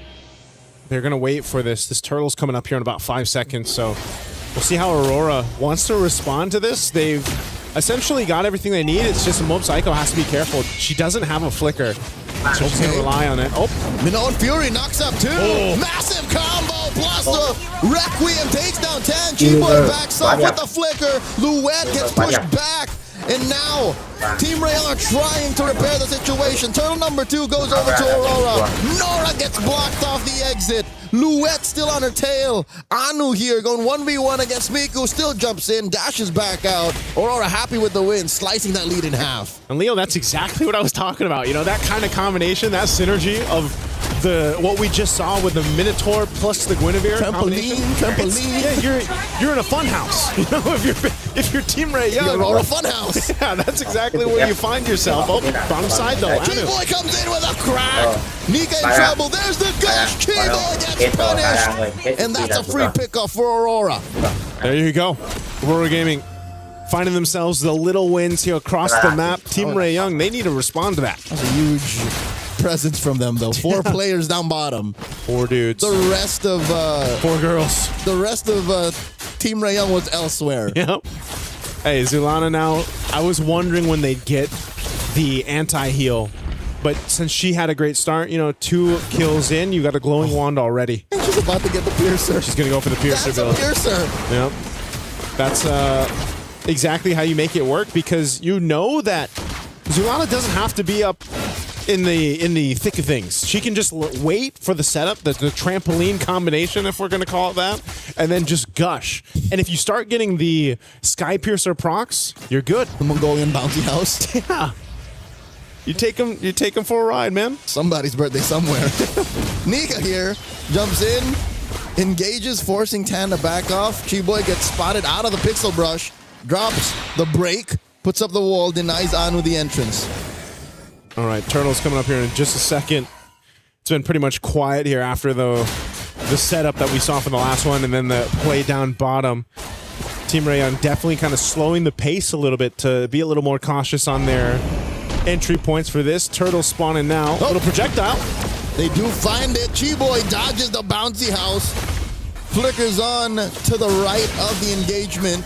Does not have that, but instead will buy her team some time and space. Advantageous for Team Rayoung. Nika one-on-one with Miku. They score the turtle. Final one of the game. Turret almost gets taken down by Mob Psycho as Nora dances around too, pushing him back. Man, Nora is just a menace with the amount of shields that she can get here, and you know, they pretty much bullied Aurora Gaming off of that turtle contest, and they really couldn't do much about it. So they have to rely right now on scaling for Aurora Gaming, and it almost seems like the perfect setup is what they need. Oh my lord, Chiboy finds Luet, forces a vengeance, and a defensive use of the Valkyrie Descent while pushing that top lane inhibitor. That's what I felt like. It's just, it feels like they're just bullying Mom Psycho though.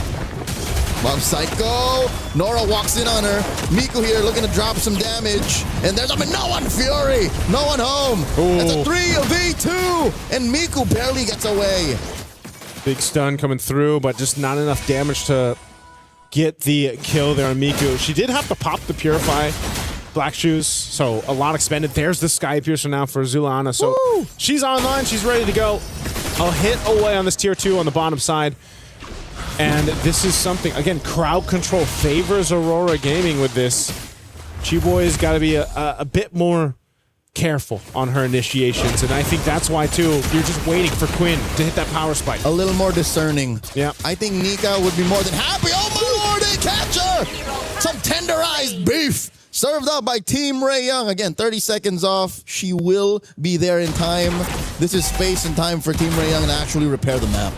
That was discerning, right? They're going to hold on, try to hold on to this tier 1 turret. They do just that. Tan making her way up here, too.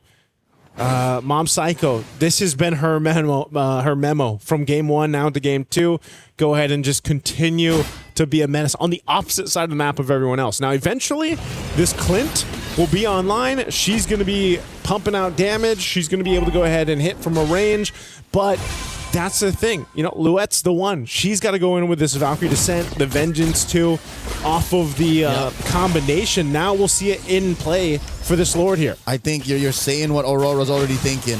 She has to show up at 0-0-1. She hasn't really been able to threaten Team Rayoung with what usually Freyas have been doing for the past 6 months. Yeah. Nora here, pushing her back. That's a good amount of shield she wants to steal. All 5 members of Aurora near the pit. Purple getting secured first by Tan. Team Rayoung has everything in the kit that they need. Nora's given the information, and once again, they're going to push off Aurora Gaming from this Lord. Oh, Minoan Fury already. Anu looking for it. Finds the Requiem in Tan. Second guesses her entry. Luet takes down Miku. In comes the rest of them. Quinn with a blazing duet gets knocked up, backed off. I'm pretty sure there was a couple more seconds left in that BD. And just like that, the dance has turned into Operation Push. Aurora back. Zulana gets taken down. 1-for-1, the eventual trade by Team Rayoung. And look at all the battle spells and ultimates and everything else that was used by Team Rayoung, but hell, was it worth it?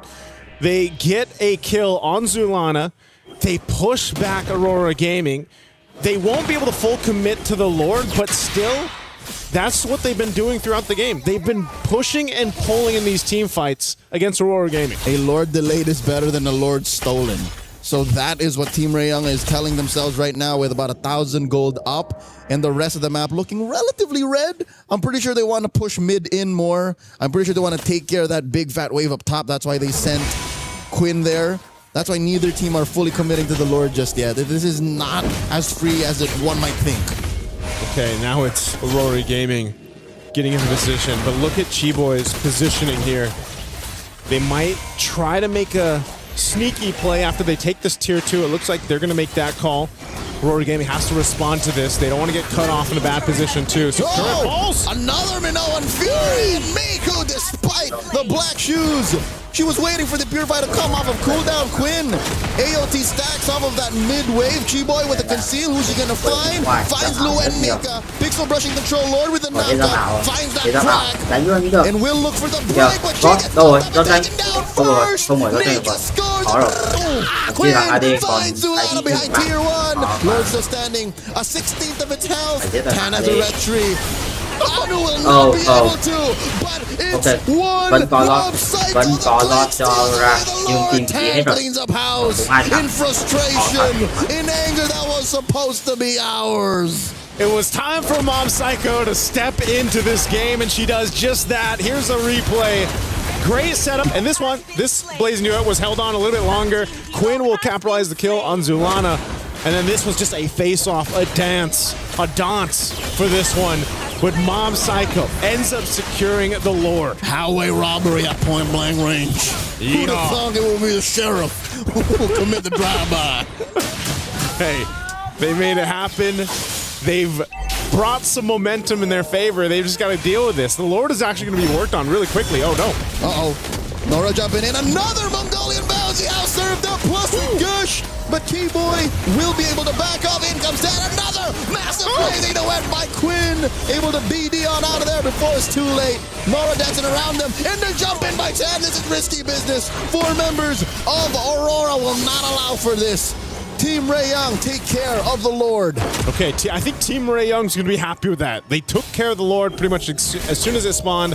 They held on. They're going to clear out these waves. There is a big push up top, though, on that tier 2 turret. But Tan will be there just in time to keep this up. It does get brought down to a quarter of its health, but still, one thing they want to be careful of is Zulana, once again, on that Sky Piercer. Lightning Trunchet locked in now, too, with the Gourd.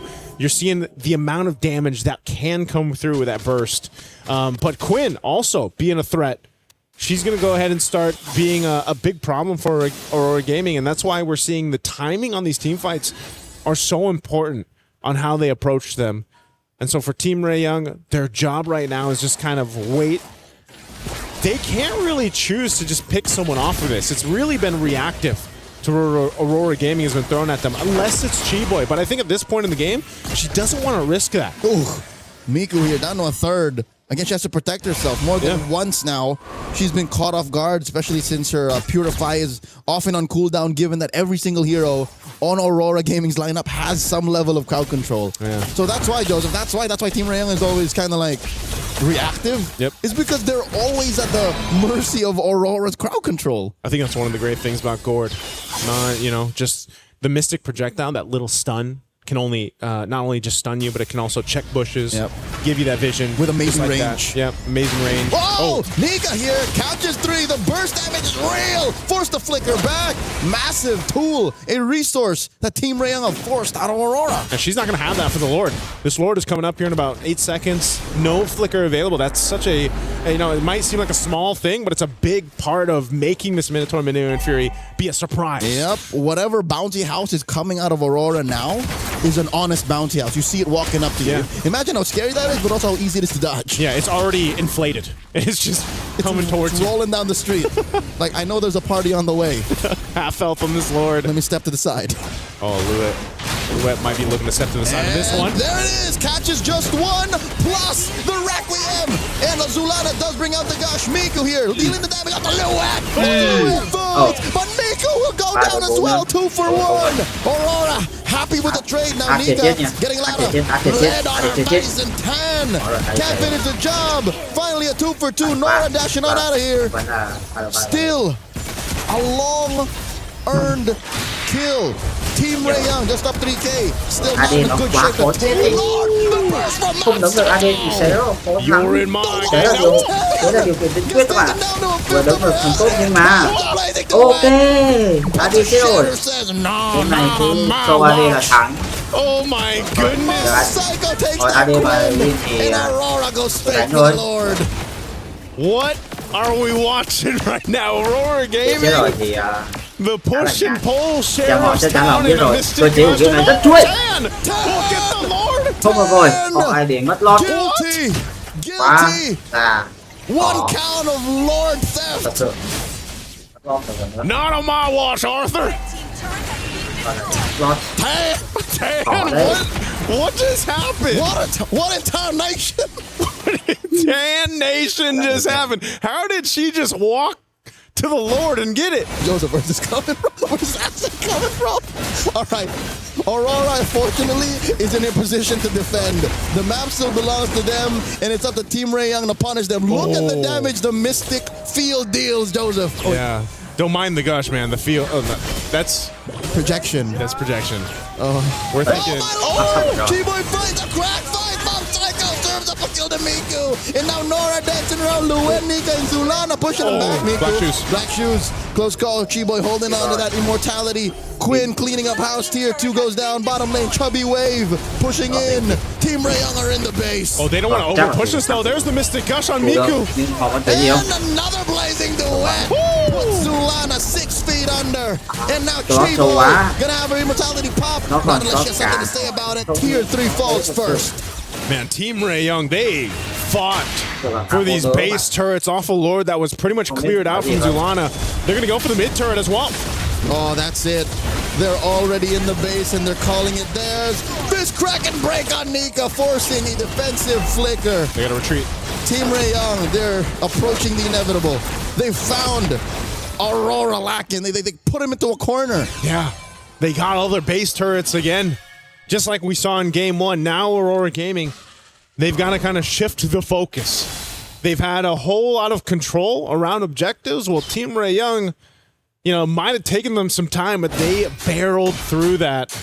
And once again, we're approaching the 20-minute mark into this game. By the time we get to this Lord dance, it's going to be up to that point. So now, for Aurora Gaming, they've got to make their own adjustments. Oh, whoa, they're going for Luet to actually expend an ultimate for this, and now Aurora Gaming wants to fight. And there's the Requiem plus the Gush, and in comes the backline blazing duet from Quinn. Zulana falls.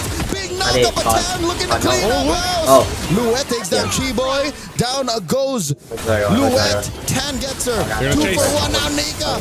Quinn flailing away. Double kill for the Suyo. And now Psycho goes down. Only pops in immortality. And now they're on the base. All up down to defend. I don't think she can do this. It's too tall an order. Requiem to delay the inevitable. Down goes Tan. Anu gets her immortality pop. Still a couple of minions there. It's a wipeout. Team Ray Young sweeps Aurora. Team Ray Young, they fought in Game 2 for that one. But they end up getting it here. Man, what a fight they had to go through for this. Joseph, you chose the right words. It's a fight. It's a fight. They had to fight through it, man. My goodness. What a clutch game in the last kind of seconds there for that Lord, too. That was close to another 20-minute slobber knot. What in Tan Nation, man? Again. When you think they didn't have a chance. But all but a Lord wearing Aurora's colors. I could have sworn that was it. Oh. I almost thought we were going to Game 3 on that one, but Team Ray Young, I don't know. It's the mix of the veterancy and plus just the ability for them to adjust on the fly. Yeah, that and their willingness to kind of try things, to see how far they can take whatever strats they brought in for the game's draft. Renmar, were you entertained? I was entertained. That was some of the craziest last 5 minutes I've seen. The push and pull, the back and forth, team fight to team fight. Holy expletive, man. There is a word that if I was casting, I might have screamed out if I did that with what Tan did, that I can only translate to Tan Mother. A little bit of a moment of vulnerability. That's why we decided to go Western. Yeah, we had to, because there's only to remove ourselves from our actual instinctual responses. Tan Mother. For the Filipinos out there, y'all know what I'm talking. But if you've ever played in a Southeast Asian server or a game with Filipinos involved, y'all know what I was thinking. Tan, oh my goodness. But it wasn't just Tan and what she did, stealing that Lord. Gotta give the flowers as well to Aurora. No. This game number 2 felt a lot like game number 1, where it was like a lot of the determining turnaround sequences came through the big team fights either before or during the objective. Yeah. And it was happening consistently. There were also some similar beats to what Team Ray Young were doing. We're in, this one team fight didn't go our way, or we won this team fight. What's next? We go to the nearest turret, break that down, and then that's the first tier turret that we're going to take down. And then on the other side, that's what Aurora's also staking. Okay, so we go for the trade. these two remind me of each other way too much. Like sometimes you could cover up the name and I could say, oh, that's actually Team Ray Young. No, it's Aurora. I want to see more of this match. Unfortunately, it's a sweep win for Team Ray Young. Congratulations. I think the only other way you could say that they're not similar is in finishing power. Yeah. I think Team Ray Young just see the bigger picture at the end of the day a little clearer. Yes. And that's why they got away with the sweep. And that's probably where the experience, comes through for these ladies here from Team Ray Young. I mean, we saw this in a lot of their decision making when it comes to the team fights. Again, even give it up to Nora. You see her going 1v4, bouncing between that is Tan as she finds her entry points. And there was just a lot of good fights that you saw here from Team Ray Young and executing what they had left, even if it was just 3 of them left. 3, maybe sometimes 2 in some of these situations. But they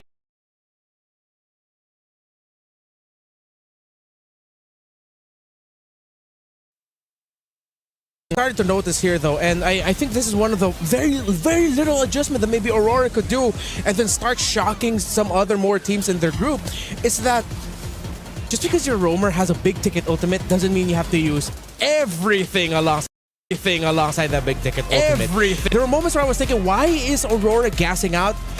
It's because Team Ray Young, we've talked about their veterancy and experience, they're holding on a little bit longer to key abilities, whereas Aurora, they're just throwing everything out. Yeah. I feel like sometimes when we saw those fights with Aurora Gaming, it's like, all right, here's our setup where it's going to happen. The bouncy house setup that we talked about. And we're going to throw the Mystic Gush, everything else at it too.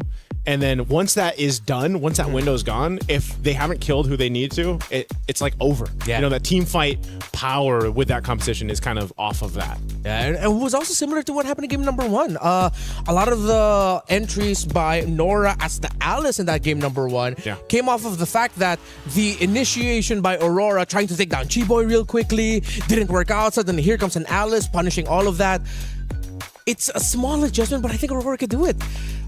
They took Team Ray Young to the limit in some of these moments.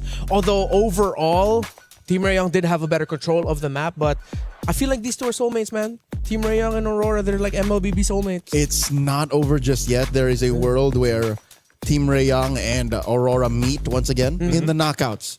Because Team Ray Young can go this way, and then Aurora can kind of go this way, bracket-wise. Yeah. So your dream could still come true. It's just, I hope Aurora learn to adjust on the fly. You can see they're cooking. You can see that there is, like, hear me out. There's a moment like that. It's just, I hope that they are able to adjust mid-game and like kind of step on the brakes a little bit, because that's, I think, what's necessary, especially against more veteran teams from, the bigger regions. Yeah.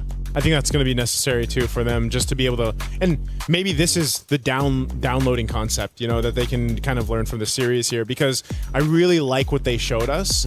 And you got to think that's back-to-back games, like the 20-ish minute mark. Those are already really long games in the current meta for MLBB, and they win against a more experienced team, I would say, and you can take what they learned here and maybe clean things up, because they've unfortunately, now they're sitting at the 0-1. They're gonna have to win the next one to stay alive for MWI. On the other side of the table, Team Ray Young, I feel like they got the win that they needed to get to start off their campaign on the right foot. You're the more veteran team. You have players who have played in the previous MWI here. You have a gold medalist in your ranks. They needed to get a 2-0, and they did it. Was it always the cleanest and most dominating game? No. But I feel like we saw a lot of the strengths of Team Ray Young here that could really help we could latch onto and really try to convince the world that Team Ray Young are a team to watch out for here. They are a team to watch out for here. Yeah, their concepts are sound, and if anything, looking at their draft and the gameplay, they were pushing some limits. They were willing to try things in the metagame. So once whatever this Scarlet Embers patch brings, like let's say in 2 days, 3 days, I'm expecting a cleaner and more polished Team Ray Young. And I'm expecting to hear now from a member of Team Ray Young. I believe it's Chiboy alongside LaFell on the stage right now. Are they ready? Y'all ready? Thank you very much, gentlemen. Yes, my name is LaFell. Alongside me is Chiboy. First of all, big congrats. You did amazing. Amazing glue as well as the badang. So first of all, I gotta ask, how do you feel? Because honestly, game 1 and game 2, it wasn't super easy. It took you guys like 21 minutes, 18 minutes. How was it going up against Aurora? Okay, I think for my team, they really did a good job. But for me personally because I did a lot of like mistakes. I misclicked so many buttons. Cause for me, the buttons, I don't know what's wrong with the buttons, but I keep pressing the wrong buttons. Yeah, I think I've adjusted it. So hopefully the next game, it won't be like that again. And also, I really want to thank my team for not like blaming me for like pressing the wrong skills. And thank you for carrying. Nice team, nice team. Hey, speaking of, I still remember game 1. Eventually, we got Hanabi ending the game with a backdoor. But before that, we see you and Tan. Sorry, 10. You know, Tan, potato, right? So you and 10 tried to get Mob Psycho on the Moskov. Yeah. And then all of a sudden, the Moskov did so much damage on the Lancelot. So tell me, what was the first plan A? And then how did plan B, just ending the game with a split push, happen? Oh, I think I saw Moskov at the bottom right. Then after that, I told 10 to go and chase him, but I went behind. I should have just straight away go to him, so it was my mistake lah. And after we failed, Queen was like, she said this, you know, trust me guys, you guys better trust me, I'm gonna end. Then we just disturb the enemies and then we don't let them go back, and she ended because we trust her. Hey, you know what? Trust is very good. And see, good on you. You pressed the wrong buttons, but you made sure that the Moskov just couldn't come back. Now, talk about game number 2. Amazing Badang as well. I gotta say, Mob Psycho seemed pretty strong on both games. But who was the real problem when you go up against Aurora? Like, who made winning very difficult? I think for first game, I think it's just Hirara because... Oh, yeah. I still don't understand the skills. So many skills. At one time, I played Glue, right, and then I ulti her because I thought she didn't have skill, but she still has skill. Then second game, I think you just like keep pressing wrong buttons, you know. Like first time, I think I got 2 enemies, then I second skill, and then I wanted to ulti, right, I pressed the second skill again, then the wall's gone. Well, nice try. Nice try, say la vie. Now, here's the thing. We gotta talk about your upcoming opponents, right? Who do you think you're going up against? Is it Falcon's ID or Zeta? Falcon ID. You're wrong. Wrong? It was 2-0 Zeta. So wow. Yeah, I know. Wow. Like wow. Like how do you feel about that? Because I didn't watch the game so much because I was watching you guys, but then when I watched the scores, like that's very interesting. Wow, that's an crazy results. Unexpected. Do you think you can prepare for that? Can. Why not? Hey, there you go. So this is Chi Boy or Key Boy. It's Chi Boy, guys. Yep. Remember it. Speaking of, 10 did amazing. Could be 10, but we're gonna be calling 10. Thank you very much. And now, here's the thing. Streamby, we still got more games going on. So we're going for a break, but when we return, we're gonna start the second best of 3. We'll see you guys then.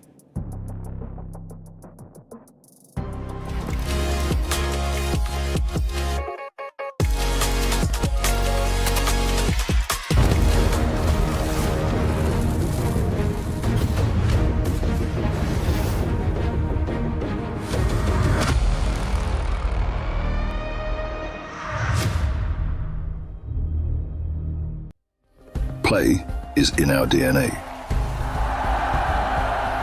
Whenever we let it out, it becomes our superpower. Now imagine an entire city being built to supercharge it. Kadir City, powered by play. We were there. For every click, every clutch, every respawn. We were there for the years of grind, and we're here. Now, the proud founding partner of EWC, powering the biggest event in gaming, shoulder to shoulder with the world's best, making history. Greatness deserves a stage. Lenovo Legion, reach your impossible.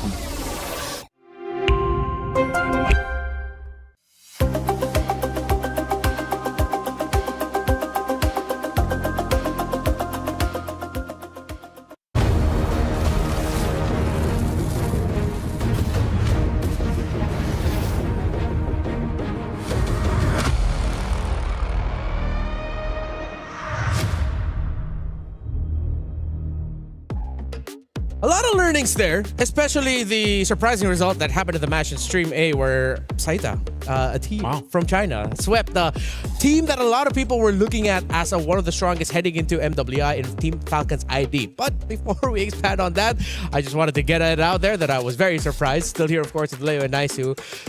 Let's share a little bit more about our thoughts with what happened with the previous one in Team Rayong versus Aurora. I think heading into this, we all had a similar feeling that maybe Team Rayong are the favorites. Yeah. Would you say so? Yeah. Yeah, for that matchup. Yeah, for I that put him in matchup, top yeah. 4. Yeah. Oh, Team Rayong. Yeah, he are did in his top predictions. Oh, actually no, I didn't get to do my predictions, so it wasn't good. But a team that could beat Navi Malaysia definitely got to put them at least in the top 5. That's true. I definitely think they were favored. But I again, yes, it was a sweep. I liked what we saw from Aurora Gaming. I think they really fought hard for that. Just unfortunately, I mean, they went the distance, right? They're 20-minute games. Yep. Game 1 and game 2. So. They were entertaining, yet still a legit threat. Yeah. There were moments when I thought, if they could wipe out Team Rayong right here, right now, we're going to game 3. I thought we were going to game 3. Like, that's the thing. There was definitely some moments in that in game 2 where I was like, yeah, Aurora Gaming's got this. So I almost like Hirara now. But as Chiboy says, sometimes I don't know what the hero does. So. Hey, I'm pushing the buttons too, Chiboy. You know, she's not doing what I want her. Yeah, it's one of the difficult things to understand about Hirara is she said the most. She said, okay, this is why Chiboy, especially after MWI 2024, she was one of my favorite personalities. She just says a lot of the most relatable things to everyone. Things you're thinking, but then she says first. Yeah, it's like with Hirara, it's like I thought she had skill, but then it turns out she doesn't have this. She does have her skill, and yeah, and she did like the face like a lot of us would do. It's like, oh, I thought I got her. Oh, no, I guess not.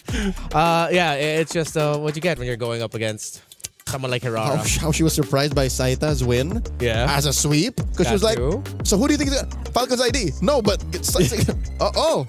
I think that's relatable too, man. You know, because I think a lot of people. I need to watch that. Yeah, now. we have to go back and see this now. Yeah. Again, Team Falcon's ID, based on all the discussions that we've had with the players and the teams, a lot of them were saying that they were the strongest scrims-wise. They were looking really good, and then a lot of teams were putting up... there were even some teams saying that, they might actually be the one to give Vitality a run for their money and would predict that they'd win over Vitality in the grand finals. But then starting off your campaign with a sweep loss to Zeta is...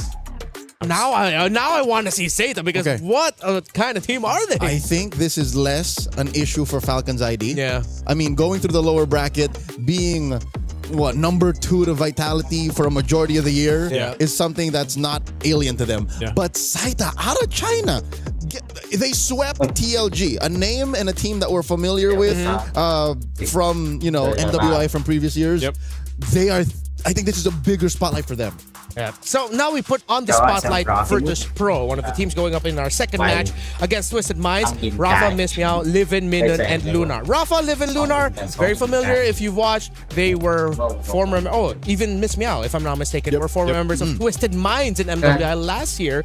But they're bringing in this time Minun, who, if I'm not mistaken, the last time we saw her was in VSG in 24 or did we see her in 25? Yes, she is an ECA athlete. Yes. So she's been here. She knows what it's like to play on the big stage. Yep. And this being the mix of talents that we're getting for this rendition of Virtus Pro in MWI, I expect... I don't know. This is interesting because you have the macro of the Philippines in Miss Meow. Yep. You have the Vi gameplay out of the ECA. Yeah. And then you have that MENA balance. Yeah. Virtus Pro went completely undefeated.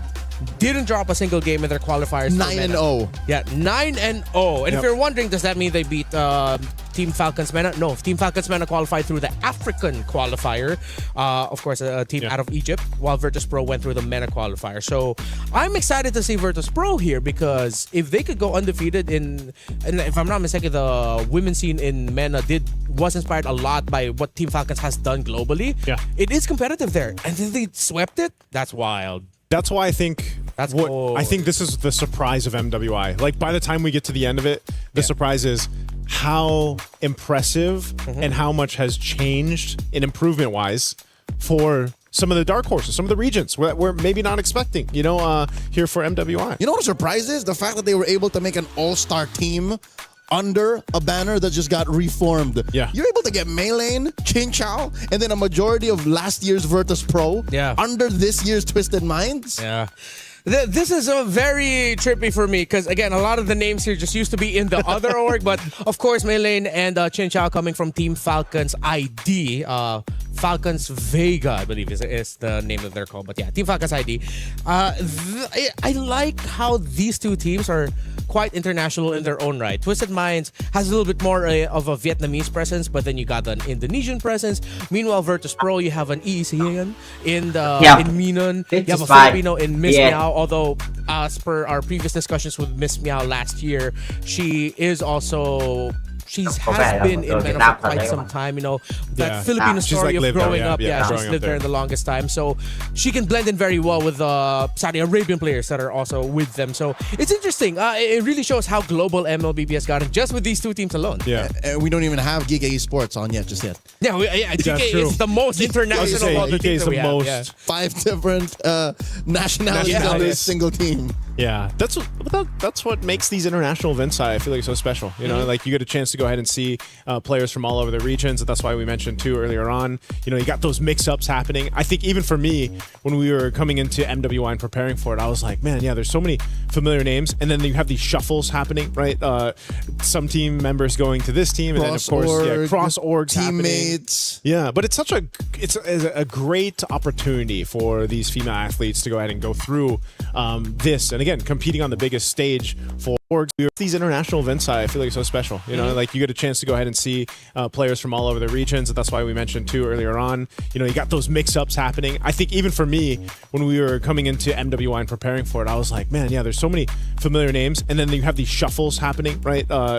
Some team got as per our previous discussions with Miss Meow last year, she has been in Mena for quite some time. You know, that Filipino story of growing up. She's lived there the longest time. So she can blend in very well with Saudi Arabian players that are also with them. So it's interesting. It really shows how global MLBB has gotten just with these two teams alone. Yeah. And we don't even have Giga Esports on yet, just yet. Yeah, GK is the most international of the teams that we have. Yeah. 5 different nationalities on this single team. Yeah, that's what makes these international events, I feel like, so special. You know, like you get a chance to go ahead and see players from all over the regions. That's why we mentioned too earlier on. You know, you got those mix-ups happening. I think even for me, when we were coming into MWI and preparing for it, I was like, man, yeah, there's so many familiar names, and then you have these shuffles happening, right? Some team members going to this team, and then of course, cross orgs, teammates. Happening. Yeah, but it's a great opportunity for these female athletes to go ahead and go through this, and again, competing on the biggest stage for, if not the biggest, or if not one of the biggest prize pool on the annual calendar for Women's MLBB. This is the place to be. It's the competition. Stream B. Stream B is the place to be. But now here we are, Stream B, wondering about what happened on Stream A, man. Yeah, I'm gonna have to pull this up at some point. You know. Currently, they should be going through. Their second match. I think they've gone to Group A. Oh no, we already did Group A or another Group A matchup. I think it's AB, right? Yes, AB. Yeah. Yeah, we'll see. It's like they got their own lives. Right? Well, eventually, over on here, I think we'll also give you guys updates. Yeah. Lacking, maybe they haven't had enough time to prep, because I think at this point too, what we've already seen is like you can get really surprised here with the competition in MWI, not just from the drafts alone. Like think about the 2 drafts we went through. That was, even the bands are very different already from what we saw a couple weeks ago in the wild card. Now, not to mention chemistry. And the chemistry, yeah. The main skeleton of both squads, despite them changing teams, like just literally switching up, could mean that they're capable of pulling off weird strats that a team that literally was formed a month ago could not. That's what I'm expecting here. More than just the individual play and the overall macro and how they define what Scarlet Embers is capable of, or what you can do in this meta and in this patch. I'm looking forward to how well they can use their own relationships, like how well they gel together. Because again, we've known them for a while, they've known each other for a while, which I think makes this, again, a perfect match like we saw in Team Ray, Young, and Aurora. They both have like 2 new members each. That's true. With the 3 members that are of the same nationality and have played together for a longer time. So we touch on Lunar a little bit for Virtus Pro, Twisted Minds, of course, on the other side, Chin Chow. For a lot of Indonesians, a legendary player in her own right, as her name's always been up there, alongside, of course, her sister Funi, against the Vitality ladies. Here's the thing. Even when she's not part of the competition, Chin Chow is on ground. Yeah. That's how big and how important Chin Chow is in the world of MLBB esports. Yeah, we had her as a panel guest I was gonna say, point last year in MWI. Yeah, I remember. Yeah, I remember she was sharing some of the insights there from last year, and so it's great to see her now here competing. I do remember one thing. I believe it was Chin Chow who did mention she wanted to see a Nana last year. Yeah. Was it you that asked the question on the I asked the question, and then Eterna was there also, and then she said Nana. A Nana last year. It's there from last year, and so it's great to see her now here competing. I do remember one thing. I believe it was Chin Chow, and then she said Nana. I remember us in the cast room being like, "Whoa, Nana!" Yeah. Do you know what? Behind the scenes, what her reaction was when she said Nana? Funi looked towards her sister, gave her that little sibling shoulder, little elbow bump, and just said, "Why? What are you saying?" Yeah. Meanwhile, Chin Chow just like, "I don't know. You know what? I wanted to say something. No, I give Nana." When they ask you that question, all is free. Yeah, that's true. It's like what you asked us earlier. What do we want to see? It's not like, I mean, it's just a personal wish list. Yeah, sure. You know what? Okay, let's do that. So let's see if Nana will show up. if it does pop up, you already know, right? Yeah. But I think draft-wise too, maybe even after today, man, we won't be able to tell 100% where the like MWI meta is going. You know. Speaking of MWI, of course, don't forget we still have our event going on, the My Champions Pick event. July 27 is when it's gonna go out. So you only have like, you have a lot of time, but it does start July 25. I was gonna say you got about 2 weeks. Yeah, you got 2 weeks. Prepare all your predictions. Get a chance to win 50K in diamonds and the MSC 21 to 25 skins. And don't forget to leave your picks under at MLBB Esports post for even more chances to win. So look for that post related to the My Champions Pick event. Log in your champions now and cheer for your favorite teams. Man, I'm having a look here too. I think I have almost all of them except what a flex. Yeah, whoa. The Claude one. You go through the airports without going through the long immigration lines. You have all the skins. Where's it going, Joseph? I'm not a world collector like you guys, okay? Sorry, he's a world collector. Regardless, where's Says the guy that's a world collector. Yeah. Where's it going? I'm just saying, Why did you look at me and suddenly think, oh, Renmar can't be a world collector, it's just Leo. I am a world collector! Oh, so you're both world collectors and you're talking about me having all the skins. No, you're talking about you having you brought that up. That wasn't us. You're the ones who just went, I think I have all of these. So you know what that means? If I were to win those 10,000 diamonds, because again, that's 10,000 for 5 winners. Yeah. I would not have to use it on the MSC skin. And the point is, you have even more diamonds than you already have? Maybe I can catch up to the world collector like you guys. Okay, that's a pretty good take, yeah. That's where it's going. I don't think I got a counter to that. I'll see you in the immigration lines. Oh, wait. We don't have to. You don't have to, at least. In just a bit, we're going to be starting up Twisted Minds here against Virtus Pro. I wonder if these two teams had words with each other like right beforehand. Yeah. Acknowledging the fact that it is pretty funny that organization-wise, Virtus Pro was mainly backing a Vietnamese-led team last year, and then mainly a Saudi Arabian team last year for Twisted, and then now they just do that little switcheroo. Yeah, that's funny to me. I wonder how that all like comes into play. What was that conversation? What was that? Yeah, like what was the meeting on that one like? Did they do the Spider-Man meme of just like pointing at one another, or the Matrix trading meme? Yeah, like which pill you want? Speaking of, I as we look at the roster here for Twisted Minds, I suddenly remember Maylin and her performance in MWI 2024 under Team Falcon's Vega ID. She is very comfortable with the Assassins. She is at home with heroes such as the Hayabusa, the Lance. She loves the Assassin Even things. more maybe than Vival. Yes.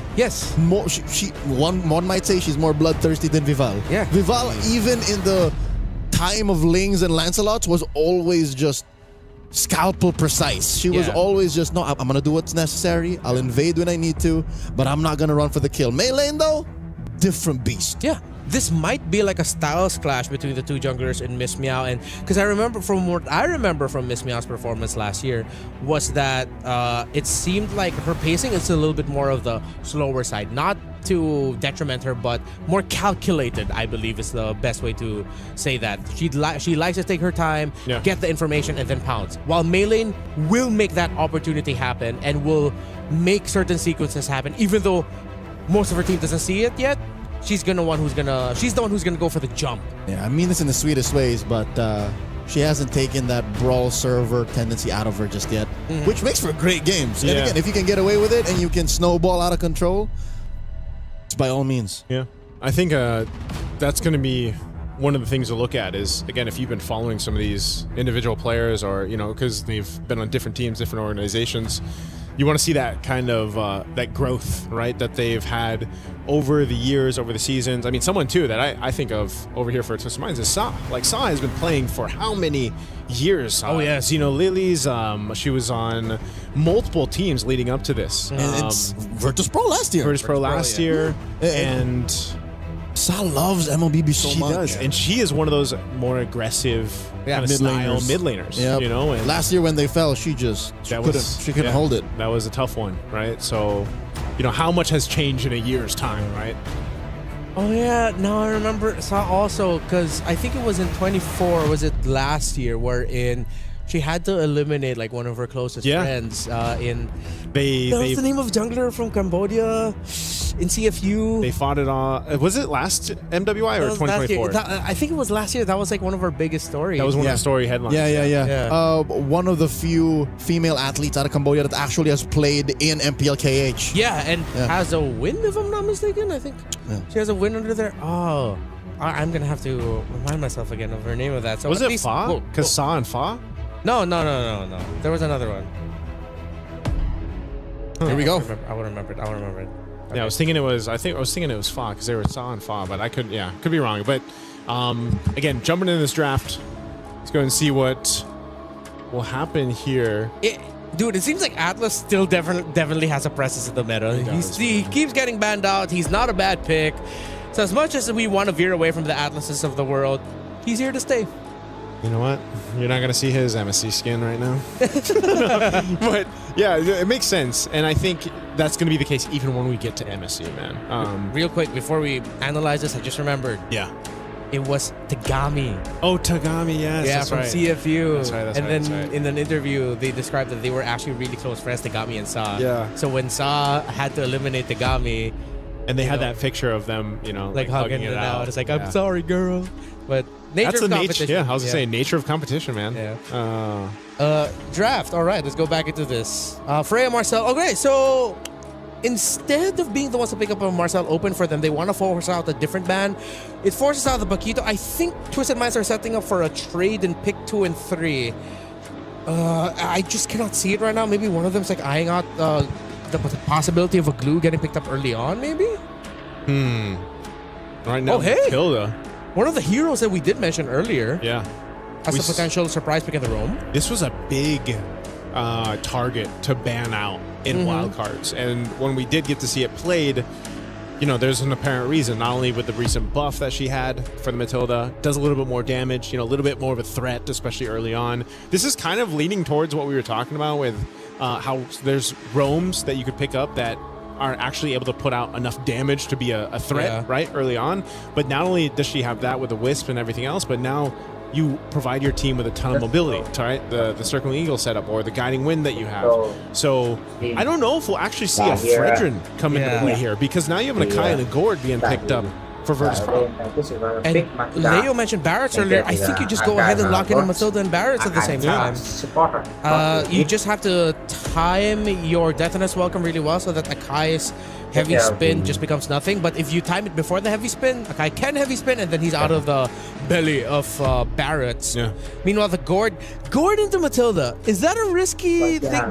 Would you want to go up against a Matilda that could potentially bring someone to dive you? again, I think it's one of those things where it's just like you're just hoping that you're quick enough to avoid. There's the merits, like you mentioned. You're quick enough to avoid a lot of the setup potential. Your main job, and that we've been seeing with a lot of the Gord play right now, is just, again, information. The Mystic Projectile, that first skill. Obviously your ultimate, the Mystic Gush, is such a threat when it's laid down. And yeah, you could run into a problem with, you're playing against a Matilda, man. She's going to be kind of literally circling over you, and it could potentially be a problem for your Gord. But again, I think your job here is just, let me just be a glass cannon kind of concept. Okay, they close it out with a Moskov. If Twisted Minds play fast, and if they want to be really honest with this draft, which so far they are, they showed up the Matilda, we saw the Barracks come in, they picked up the carry so that they don't have to go up against it. I think they just lean in on the predictability of it, pick up an EXP laner that rotates hella fast, clears minion wave fast, so that you're constantly adding pressure to the map. Just play through raw speed, allow the Barracks to be the slower one, and maybe pick up a mid laner that could deliver the same thing. Fast rotations, fast clear, and then just constantly be playing hit and run. But if you play too much into that idea, they might be susceptible to suddenly like a Hilda or a Cho Roam showing up that just deals way too much damage. At that point, too, you're just matching, the fire for fire. Especially in the early game with the roamers here. So I think we'll see what this the last couple bans will be out as they come through here. But you got a good mix of just the Matilda utility, the Bears that Leo mentioned earlier on, and covering a lot of your crowd control and durability issues on both sides right now. Remember, one thing that we learned also from wildcards is that Matilda, her pokes are really annoying. You don't think of it as much, but they're actually quite disturbing. We've seen maybe 1 or 2 Matilda kills. Yes. So it's real. It's not something that we're just saying for the sake of, oh, cool, Matilda's back. It's just, it happens. And again, when you have the Barats, which, we spent a good amount of time talking about in the pre-show, it's going to help. Are we locked in saying that this Akai is jungle? Or are we open to, maybe the swerve? Swerving it. This is Miss Meow. Like it might go into the roam instead. Yeah, I think there's a world where that happens. Could be. I think it depends on what they'll show up here. If they show their EXP laner and it is someone tanky, then I think you just put Akai in the jungle, then your roam can be a little bit more nimble damage. But if they show their roamer, then yeah, for sure you already know it's going to the jungle. I think I'm okay with them leaving the option of Akai as a flex. Yeah, you want to leave it to the last moment. Yeah. So commit to the bit, show it in... Okay, never mind. No. It's for sure going to the jungle now. Go for the God Thought. Maybe committing to the bit might have been a little too expensive, so confirm this is likely a jungle Akai. So he's not actually dead? Okay. Gatakacha 2 was one of the picks that was kind of slept on during the wildcard. It didn't pop up, I think, maybe once or twice. We kind of shifted things from the revitalized roam dance between two teams when that's brought up. So this is very tanky on both sides. I feel like we're going to be buckled in for a longer game for this game 1. I think just reminds these more ranged pokes to pair alongside that Matilda. Will they go for range? Oh, they go for the Lapu Lapu. And hey, Kagura. Hey, okay, Twisted Minds really showing us some more picks here. I mean, it's been a while since I've said or thought that Kagura would be a good pick, but I'm not going to say it's a bad pick, but I think I have to stick with my consistency with the theme of Kagura this year, 2026. It's just it's that feeling. Yeah, it's that feeling. It's nice to see, though, because that's what I was saying. The mid lane is so narrow right now. Yeah. At least we have someone trying new things. Yeah. I can't remember the last time Kagura was a legit prio pick. Yeah, like a threat too. I remember more times when she was actually banned because of balancing issues. Yeah. Despite the creativity of the Barris and Matilda, I think I might have to lean towards Virtus Pro here. With it being a little bit more with what we understand to work. Guinevere EXP lane for Rafa. Is that how heavy Kagura is right now? Maybe. That's what it looks like. Yeah. Because they needed a bit more setup also. They needed another hero to... Because Kagura has that built-in Purify, so... Interesting choices. Interesting choices by these two. Sound off wherever you're watching. Who do you think between the two more interesting drafts? would be able to win this. Is it Virtus Pro or Twisted Minds? I'm going to hand you off now to Nice and Leo. Here we go, and welcome to the second match here for Stream B. Once again, there's 2 streams going on simultaneously right now, so you guys are joining us here for this one. It's game 1 of this best of 3. We'll find out who moves forward. This is an interesting draft, to say the least, just because, you know, it's quite different from the chaotic compositions we saw set up in our first match. We are going to take a little bit of a breather so we can talk about this a little bit longer here for this one. Even looking at the emblems. Anything standing out here? No, it's pretty much standard. I love how both gold laners just picked up Master Assassin. Yeah. Like, we're going to fight. I think they want to fight in that gold lane early on, man. They don't want... And they don't expect rotations from anyone else. Yeah. So, I'm glad that both came... You know how it's like a game of rock, paper, scissors? Yeah. It's like, we both basically pick scissors.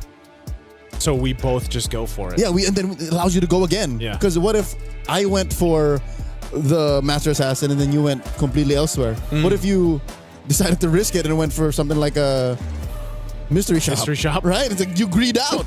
Or again, you play a little more conservative and play tenacity or something. Yeah. So at least now we know that that's going to be a dead lane. It's a full mechanical matchup.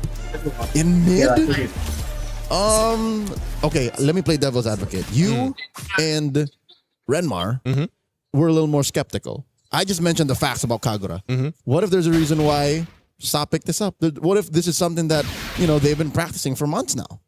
That's what I'm saying. It could just be one of those picks, right? One of those comfort or a Sa thing. Yeah, it's like maybe this is her favorite hero. Like this is one of those comfort picks, incredibly in her favor. But also, not only that, I just think maybe you're just playing around the fact that even the Matilda does enough poke now. You know, I mean, even better now, and you can set things up, whether that's with the burst that comes with the Kagura or utilizing that circling eagle to set things up for your team. That and Twisted Minds, their lineups look so tightly packed.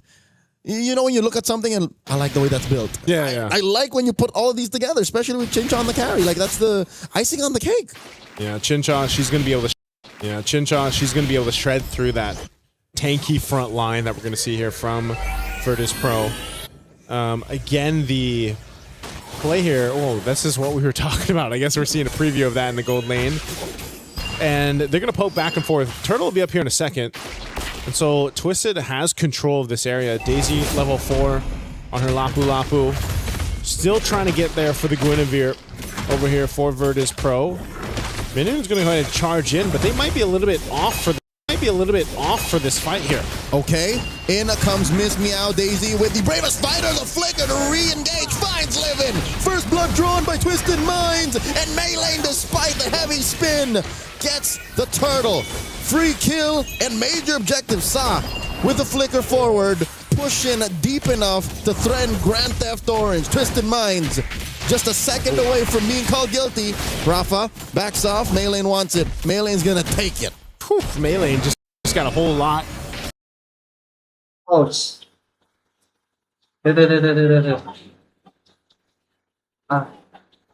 giống này nó rồi.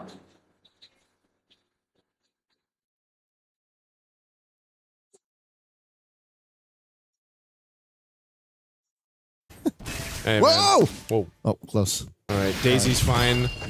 This is what I was expecting, Leo. Like a bit of a slower paced game, just for the sense of the compositions on both sides. But look what's happened here. Twisted has pretty much built up, 1K lead off of a turtle and a kill. Yep. This is up to the MO of how Maylane wants to play. Sure, you're looking at Chincha as the main core, but the first 8 to 9 minutes, it's on Maylane.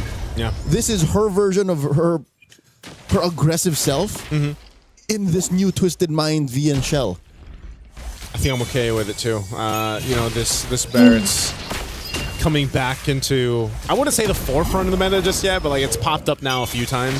We'll see if that's still going to be the case, but it's more so I feel like it's one of those things where it's just paired up with a Matilda and a Sky Piercer for some. Yeah, and I could be mistaken. I will see it as soon as the item check comes up, but Maylane picked up a War Axe? Yeah. Huh. What do Barretts usually go, right? Brute force, Brute force, more right? tanky items, but this just means she wants to put the pedal to the metal. She's stepping on it. That's what I was thinking. Whoa, Flicker already used by Livin. Saw a little too deep, gets pulled back. Livin pops the gush, cancels it just as quickly. Daisy against 3. Rafa goes down. Saw finds her. Mei secures the turtle. The Revitalize will not keep them up long enough. That's popped by Minun, saves them. Now Minun versus Sa. Sa backs off, and it looks like they're gonna continue to starve Virtus Pro. These Grizzlies, these white Grizzlies are hungry. Daisy was hungry, man. She just jumped in and kept Virtus Pro busy for how long? She jumped in without a flicker. That was all just her kit. That was just the bravest fighter, man. She knew what she had to do, and that bought so much space for Virtus Pro off that. They're actually going to get a tier 1 turret down bot too. And again, just playing the map, playing to their strengths. Maybe that's also why the War Axe. These polar bears are on thin ice. Yeah. After every major objective, sure they got a trade, but it's now 2,000, Joseph. It's 2,000 and a half. Yeah, that's a lot at this point in the game. Sa, she'll be just fine. That's what the Kagura does really well. Gets out of situations just like that. It's a free cleanse. Yeah. You're relatively mobile. You can burst if you want to. Sa might be onto something. Again, I want to see if this Kagura picks up more. I want that flexibility in the mid lane, man. I'm sure at some point in the day we'll see the Eve picked up. Whoa, whoa, whoa. Look at Minun. Oh, look at Minun. Comes in, just crosses over. Just Casually. says hi. Yep. Knows you're not going to be able to catch. It's a dangerous position, though. What if she did that and hung out there in time for the turtle? That's true. Now, maybe Twisted Mind's going to pick up on that. But that's the thing, too. She has a Purify. Kyle's going to be fine, you know? I guess. Look at this. Just forcing Miss Meow back. The rest of the VP out of the turtle pit. I mean, they still have plenty of time for this to come up. I think one of the missing components here, Leo, is for Livin's positioning on the board. It's exactly what I was worried about in the draft. Which is made all the more worse by the fact that Virtus Pro does not have a traditional front to back. Yeah. Their formation is wherever Miss Meow can take it, where Minun lands a solid taunt and AOG, where Rafa can find the full combo. And this is an XP lane win.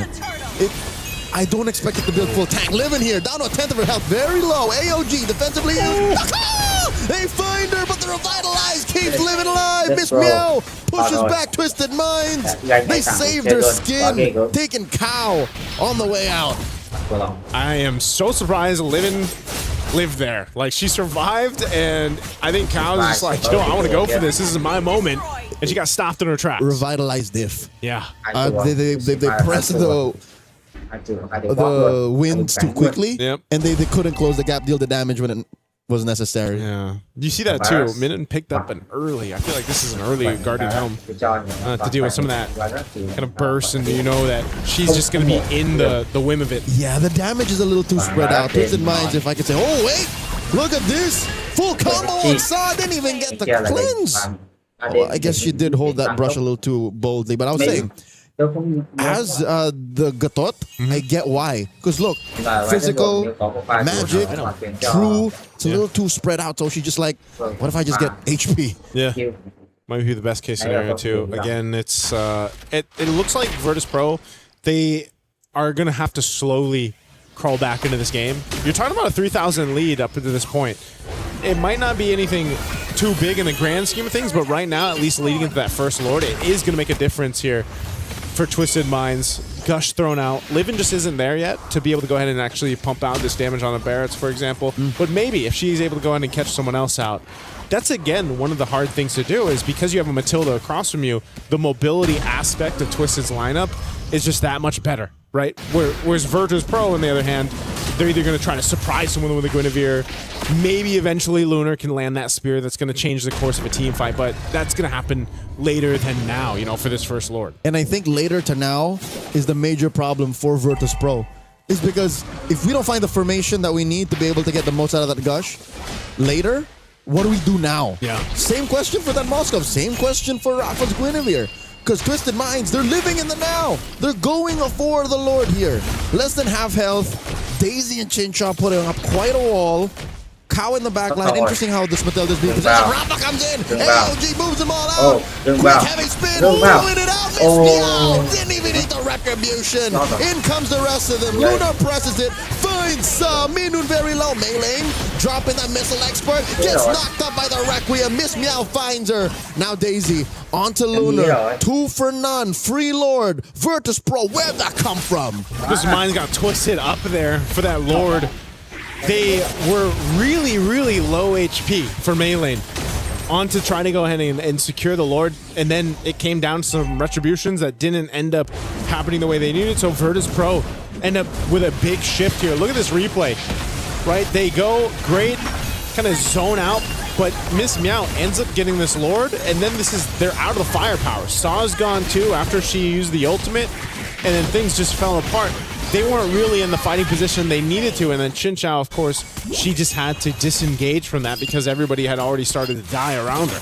Okay, we may have just seen worst case scenario for Twisted Minds. Yeah.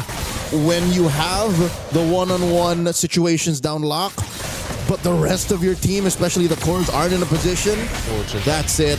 Great pull out by Kao, saving Chinchao. And this is scarier. Think that Chinchao doesn't have a Purify. Yeah. What's Twisted Minds play? Like, how do they regain the map? How do they, find the potential snowball that they were already working with in the first 5 minutes? I think this is where you have to start to go ahead and lean towards Chinchao, man. Once she's got the items, the itemization that she needs, where she's got the Trinity. Oh, they're going to break into a fight Here again. we go, Livin, putting it all on Mei Lane. Lunar very low, massive Requiem once again. Minun gets found out by Chinchao. And Mei Lane just walks it off like it's nothing. With about 2 HP. Kao and Chinchao want to finish off Miss Meow. Miss Meow going through walls here. Dashing on through underneath tier 2. She's fine. Oh, yeah, heals back up. Good enough. But this is exactly what I was saying, man. I think, if you're Twisted, you have to lean towards Chinchao. She has Trinity. I'm not sure if she's going to go into next Malefic Gun. Yeah, I think. 4th item. Yeah, I think the gun. Yep. Brute Force was picked up too for Mei Lane, so defensiveness is there. She already got Oracle. What I was expecting. So it's War Axe, Brute Force Oracle. I would have done it. Brute Force Oracle War Axe, yeah. But again, it's new metagame. Barats is a upcoming hero that we might see more often now. I'm impressed though by again how Virtus Pro got away with that Lord. I want to see them take advantage. I want to see them push the tempo here. I'm wondering too for now at this point in the game, once we get a little bit further, how valuable the Kog'Maw pick will be, because we've already seen it in a couple team fights where it's like Umbrella's thrown out, Yin Yang Overturn is used, and then once that burst is gone, if no one dies, like Livin has survived for the majority of them, then what are you able to do, right? Now, yes, you can use the ultimate once again. Once you collect the Umbrella and everything else, you do some decent amount of damage, with the first skill throwing it around, but it's just not the same, for example, as what other traditional mid laners can bring to the table, and I think that's why the Kog'Maw, for example, hasn't been picked up many times, successfully even. I hear what you're trying to say, Joseph. I'm thinking, if I'm putting 2 and 2 together, you want Sa on Live and Watch. Yeah, I think that might be the best thing to do. Gonna make sure there's Daytona's welcome. Circling Eagle answered back, and there you go. Livin cancels the Gushin. Heavy spin by Miss Meow, but look at all the damage dropped by Twisted.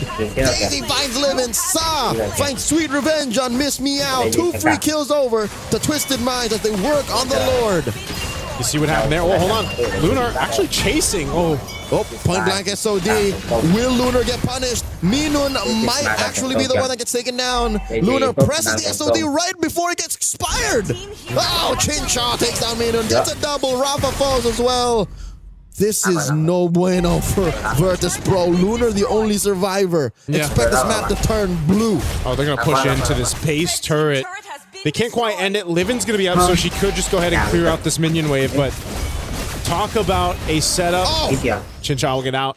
This is great job, too. I know we probably won't get a peek at it now for the instant replay, I felt that. But Daisy did an amazing job. We asked, should Saw be on Livin duty? Well, it was Daisy in that last interchange, and she stuck right to Livin to make sure that Gush uptime was pretty much canceled. And it makes sense. It's just much easier for Daisy to run through the old-fashioned way rather than Sa go flank. Yeah. And all Sa did there was really deal the damage that would have been set up by the initial crowd control. First, Minun here gets taken down. A second too late on Livin's Gush. Down goes Rafa. Miss Me Out follows through. The writing's on the wall. 8K up. Twisted Minds are inside the base. Virtus Pro struggling to defend. Not sure if they're going to be able to end it just yet. Even with 3 members down, they do have a wave in the mid lane. Twisted looking to take out the base turret. Can they end the game? 2 defenders. Circling Eagle spent by Cow. Wave still up. SOD Gush all thrown at the wall. Seeing what sticks, but Twisted Minds ends under 15 minutes. Game 1, match point. There you have it. Twisted Minds. Took them a little bit, I feel like, to come online in that one with the composition that they brought, but hey, they made this composition built off utility, built off speed, and built off an interesting, unique pick in the Kagura in the hands of Sa in the mid lane. And it all came together here, and this also allowed Chincha to just kind of have free reign on the carry. I'm managing my expectations. I'm about 70% there. Again, I cannot deny the fact that Sa got a dub with said Kagura. Yeah. But maybe given how tight mid is, you have to slip through the cracks. You have to have your own little flavor, and this is hers. Yeah, this was I don't know, Renmar, what do you think? Were you surprised, especially with the Kagura pick here? Well, yeah, the Kagura pick to me was just... We were talking about it, Gideon, Lafell, and I. We were just all looking at the Kagura pick. It's like, wow, you guys really leaned in towards honesty for this draft. Yeah. But hey, it seems like honesty is the best policy. The Matilda first pick, showing it up right away with the Barretts and the carry. Clearly, they made the choice and they rushed the carry because they know that if it was the Gordon carry together in the mid to the late game, then that Barretts would not have a good time being able to hold the front. I think what we saw here was Twisted Minds, like John Wick-esque focus and sheer will of just, we want to play this lineup and make it work. And they made it work. The Barretts and the Matilda together somehow just could not allow VP to play comfortable at any point in the game. Yeah, this was it was a mix of also and in this game, not just the Barretts, the Matilda, and like we said, Sa, but I think Daisy did a great job here. Oh yes. On just playing, whether it was live in duty or if she had to peel sometimes, but especially towards the end when it became that Mystic Gush was a threat, Daisy had to be the one to go and lock down and make things happen here. Which kind of works because given how deep you already went and halfway through getting to live in duty, yeah, you would have used the majority of your damage reduction to even survive and threaten killing the Gord. So it's just perfect. I'd say if we had an MVP here, I would personally give it to Daisy. To Daisy? Yeah. Yeah. On the Lapu Lapu. Yeah. Well, I mean, if you do look at the Romid trio of Twisted Minds, they need an enabler. That was one of the things that we suggested. Well, to be fair, we suggested fast rotations. But that's in another way, you could look at that as an enabler pick. And Lapu Lapu does that. I thought personally that we'd see a little bit more of a match that highlights individual skill, but Twisted Minds as a team were quite flawless here. It was less about the one-on-ones. Maybe that's why we put so much pressure and impact on the Kagura. That wasn't it. It was more of what can I do so that the other 4 can do their thing. Yeah. And then we all just converge and come together, which is the complete I want to say complete opposite, but it's the antithesis to what Virtus Pro did. Because Virtus Pro, when you look at it, it's like, yeah, Moskov can do that. Yeah. Yeah, the Akai can do that. Yeah, the, so-and-so. But that's not what they needed. It was so hard to pick him off one by one. It was not working. Yeah, and I feel like that yin-yang overturn, that window that I was concerned about from Sa ended up being enough. Like, there was enough damage throughput, enough... I don't know how many stacks she had on the Skypiercer, but I know she was enough of a threat to actually keep some of the important people at bay from Virtus Pro. If I were to just eyeball it, she didn't have many. 1 or 2 maybe? Yeah, it was more the threat of, again, the Lapu Lapu, more the threat of just the Barat sitting in front of you, and why is it not dying? Yeah. And of course, Chincha. This is going to be a difficult spot right now for the Virtus Pro, where they are going to be looking at this like, what do we do? How do we deal with this? They're honest with their picks. It's surprising, and we're going to have to think about something new here, a new strategy. Let's see if Virtus Pro can deliver that to force a game number 3. Speaking of new, there is a brand new interactive effect for Rhino Day now available. Check it out and join the celebration. It's Happy Rhino... Have they finally made it official? Happy Rhino Day is the day we all turn epic again. Is that what you call it? Is that what you call it? I've always called it just Rhino Day. Where is that from? Because it's the rhino logo, of the Epic is a symbol rhino. of Epic is Rhino. So now they've made it official. It's Happy Rhino Day. Happy Rhino Day. I'm happy about that. What is Legend a lion? Yes. Legend is a lion. And then Mythic is a dragon. Yes. Mythical and Immortal is just Glory and Immortal are just variations of a dragon. Of said dragon. That just becomes more and more blue crazy. and then gold dragons. Yeah. I'm gonna have to go check those out. Yeah. I love interactive emotes. Yeah. My personally, my emote is our big old bee friend from the Philippines. It's just funny. Oh yeah. The little jingle going. Yeah. No, I'm still on the Get Owl. Okay. Me too. And Patrick. What I love about Get Owl is it's a regional exclusive. Yes, it's a regional exclusive. I'm wreaking havoc as a Balman in the EU server, and I'm killing everybody's like. And they're like, "What is this emote?" And the Patrick. For those of y'all who are unaware, it's a cultural phenomenon in the early 2000s. It's a Filipino girl group. Yes, I think every region has a region exclusive. Plenty for sure. Yeah, there's plenty of like it's just region ours exclusive is ones. pretty wild. Yeah, that's true. Yeah, if you've missed that episode of MPL Philippines, I feel sad for you. Go back. Watch. It's probably out there. It's out there. It was I believe it was like an Onyx Aurora match day. Yeah. And then in the middle of it, we just go for 12 minutes. We just celebrate. It's the SVG. ladies and gentlemen, it's the international rivalry, and it's this what's taking over. Yeah. Get out. Oh man. I just realized how this table is so Filipino right now. Hey, I mean, I love you guys, but I think even like we need some Malaysian. Here's the here. thing. Hey, we'll have a Malaysian here in a bit. We didn't choose this. It just happened. It just happened. Can we just remind the world that we do have a Malaysian? Lafel, can you just show up right here and wave? Just to remind the people that this isn't like an all It's not Filipino just- stream. Yes. It is still the Women's International. And we got There Lafel. it Yeah. is. He'll be joining us later, and he is doing interviews. The fourth We Bear Bro. Yes. Yeah. He is that's true. He is the fourth We Bear Bro. Ever since This whole time. He's a part of the crew. Yes. He is. He's a whole party. What kind of bear would he be? You know what? We'll think about that question of what kind of bear Lafel is while we go on a really quick short break.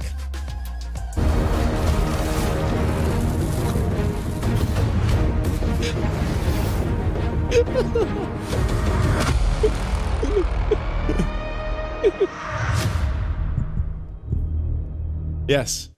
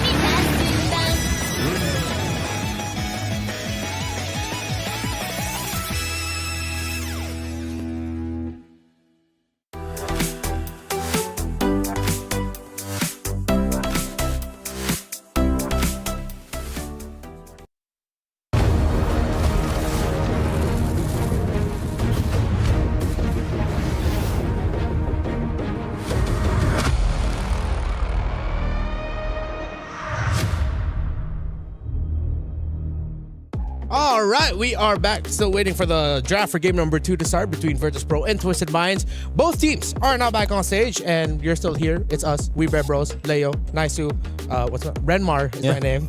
Lafel is waiting in the wings. I really wanted to say Lafel, but I realized, wait, I'm introducing myself. He's later. Who am I again? You're Renmar. Speaking of identity here, it's unfortunate that because of the dominant nature of Twisted Minds in game number 1, we really didn't get to see enough of the identity of what being Virtus Pro right now really means. Yeah. There's a pick that I want to go back to, and we had reactions towards it. You think that Guinevere XP was too much?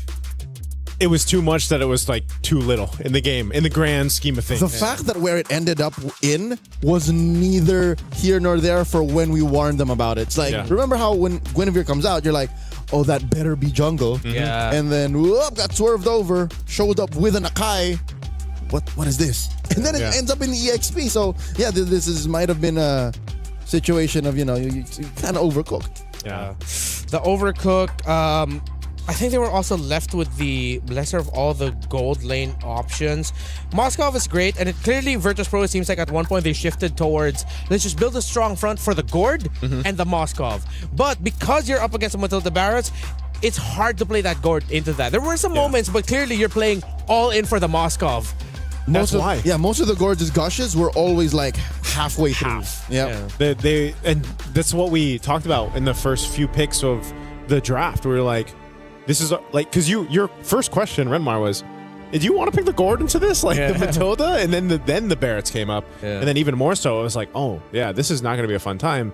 And it wasn't even just that. They actually had a lot of tools from Twisted Mind to deal with canceling out that gush early on. So then if you actually cancel out that gush, then what do you mainly have? The Mystic Projectile to get some information and stuns off. Yeah, 5 out of 10 Gords experience Limp Gush, and it's not a good time. Yeah, that's not a good time. Get that checked. Especially in the draft. That's how you get that checked. Check that you have a solid front line. Check that if you're going to get doved in, you're ready with that athletic flicker. Yep. It's got to keep the flow going. There's many ways to address it. It's not over just yet, so that's why I'm hoping that Virtus.pro get their wits about them and just double check, make sure that if you do want to Gord, you're ready for it, On the screen right now, you see Melee having a very animated conversation with her coach Nasduk of Twisted Minds. Of course, on the other side for Virtus.pro is coach Bulat, if I'm not mistaken. I hope I pronounced that right. There you see Virtus.pro. Again, it's like I'm trying to put myself in the shoes of Virtus.pro, but then because of how they lost and what they lost to in game 1, it's like, do you throw drafting fundamentals out the window? This is the equivalent of having a tummy ache but not knowing exactly what's wrong. Yeah. So it's like what to take. Yeah. It's better that you know what's wrong and then you adjust to that. Here, I'm not even sure where to begin. Yeah. It's one of those things where you can't even really take that game 1 and like, there's not too much that we got to see from Virtus.pro, basically. Yeah. Just because of the nature of the composition. And I think that's why, too, are we going to see a shifting of sides? Because home team is Virtus.pro, yeah? Twisted Minds won from blue. Yeah. So does that mean Virtus.pro goes blue? Because I know usually they put the home team on the left side, like stage-wise. Yeah. So Virtus.pro should be home team, right? We'll see if they end up changing sides here or is not. It different here? Do we do things differently here? Actually, I should have checked that. That's on me, John. That's a great question. Yeah, I should have checked that before we started. I think it's the same as wildcard, so I think... How was it? I think it was the same for wildcard. So whichever team home picks game 1. Yeah, home picks game 1. So should be similar. We'll see. Okay, Virtus.pro is going red. Okay, so that means in the wake of this new metagame, teams just want to have that reactive shot. So they're once again. No, wait. No, that means Twisted Minds chose to go blue. No, I'm looking at it weird. Yeah, no, right. So Virtus.pro chose to go red this time. Yep. And then Twisted Minds chose to go blue in game 1. Yeah. Partly, I am getting confused because I'm still thinking Lunar, Livin, Rafa are Twisted Minds. Yeah. It's cool. It's all good. Looking at the bans, Hirara and Paquito. So Virtus.pro are taking out some power picks. But then because you take out power picks, I feel like you're leaning into Twisted Minds showing up more unique takes. However, I will say this. I think if Twisted Minds try to lean into the Matilda Barretts thing again, it's not going to work out this time. Virtus.pro would be ready because they know now that if they see Matilda gets first pick, then you have to pick the carry early. Oh, do they ban it out then? Like, is there a ban potential for a Matilda? Or I feel like it's an overthink if they do. For me personally. Yeah. I think that's what they're doing is trying to consider because it could just very well be that. Or in that case, if Matilda is blue side priority for Twisted because that's going to be a Khalid ban, then you just pick differently on your swing. So here's my working theory. Given these 3 bans, Virtus.pro might have just thrown everything out the window. Yeah. This might have just been them saying, let's just hard reset. Whatever happened in game 1, forget about it. Yeah. Let's go to plan B. Oh, wow. Don't tell me they're really just going to lean into it again.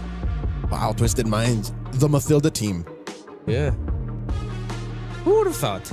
Out of all the teams, like, it would be them. Here we were talking about Melee and her being really good at the assassin. Suddenly she shows up with the Barrets in game number 1 and does a tremendous job at it.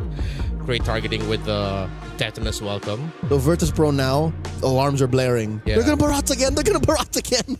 I think So you don't pick Gord on the swing right now. Don't pick Gord, and I wouldn't be mad if they just rush carry here. But they have to take away maybe an E? Oh, okay. Okay, that's a way to play with range, and there's the carry rush. Good response, because this is why I would say the nature of the bans went. You know, they wanted some of this response because they had a hunch that maybe that Matilda is just going to be picked up again. So they got 2 great power picks. If it's not the Barrets, I might see my wish list here. I might say Lucas. Then it's the Barrets. Oh, dang it. I'm not mad. I'm not disappointed. I'm just sad. Okay. Oh, and that's how they checkmate them, because that's why I was thinking they'd pair the Eve with the carry. Yep. Nope. Because, oh, man. Now, Virtus Pro again has to play to Twisted Minds rules. Yep. These 2 picks on red 1 and 2, are just answered by a singular mid hero. Get in there. I don't know. That's why I was saying we would see the Eve eventually, and then we saw it here. Eventually? Yeah. Eventually. Hey, I like that. You like that? Yeah. All right. Don't ask me that question in that tone of voice, please. Here's a Barats. Oh, here's a Boxia to answer the Barats. A victim of the Scarlet Ember's nerf. Yeah. But is it going to be Rome or Jungle? Another big question. I hope it's not XP. I think because of Barrett and Matilda being faster, I think I'm okay with it going Rome. Yeah, there's a world where it's okay Rome, but yeah. But why? Just enough of a flex pick right now currently. So Moskov taken out. Would Chincho play Clint? I see it. It's just missing in the damage profile, no? Yeah. Like burst. If they want burst, I wonder if they're willing to stack just like a field of magic damage and just go like Harith Eve. Just play for big team fights. But then your XP lane has to be like a Rizla, which they have on Matilda, and that's good. Then you don't have to worry about the Valir because there's the juice in. Or is it just like a Lapu Lapu again? Actually, well, yeah. I mean, with how good Daisy was. Daisy, yeah. Just continue that vibe. That spans that Granger. We might see that. Okay, again, you're looking for burst. Granger provides that, if that's the train of thought we're going with to build up the Kanja. That lineup. So that's a couple of pickoff heroes. Yeah. That's the answer to the Matilda, so that you take away the Matilda or the Eve. And then you lose a combo. Yeah, you lose a combo and you lose a big piece. Okay. Red 4, the pick for Virtus Pro now. They are still lacking an XP laner and what seems to be a roamer. I'm thinking maybe Alice or Yu's on the EXP. This is going to be Esmeralda. Oh, all the shields. Yeah. A lot of shields. Not a bad pick. Yep. Solid choice there. Esmeralda recently just got a little bit of buff too. Yeah. And now the suggestion of bringing out the Harith, I wouldn't want to do here. Yep. More shields. You just settle for something. Yura is lacking. Yeah, Alice or Yu Zhang maybe for Twisted. I would use Zhang. I like the Yu Zhang. Just go carry hunting. Yeah. Nice Petri, but then in the long run of it, the Esmeralda might just be too much for Twisted Minds. Whoa. The Wan. Whoa, Twisted. You are really flexing today, huh? It's been a while. And then the Sora. Okay. Sora EXP. There's a lot of set potential here for Twisted. Yeah. Wan's not what I expected, but maybe in the sense of just duel it out, get that airtime. You've got your own little form of Purify. It's so jungle-wise, the options are tough. Okay. Because now even looking at it, I think the Baksha in the jungle will have a hard time. And then if you put it in the roam, it's going to poke to oblivion. Oh, what? Rafaela. Okay.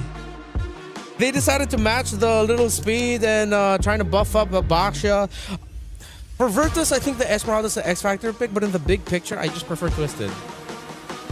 And we know how Twisted plays with a lineup like this. Yeah. So I can see the recency bias at work, which again just makes sense. They're at match point. For Virtus Pro though, it's so honest that the response to that Eve, the response to the 1-1. Okay, let's deny the real world. We're going to have to cross the threshold, but it's fine.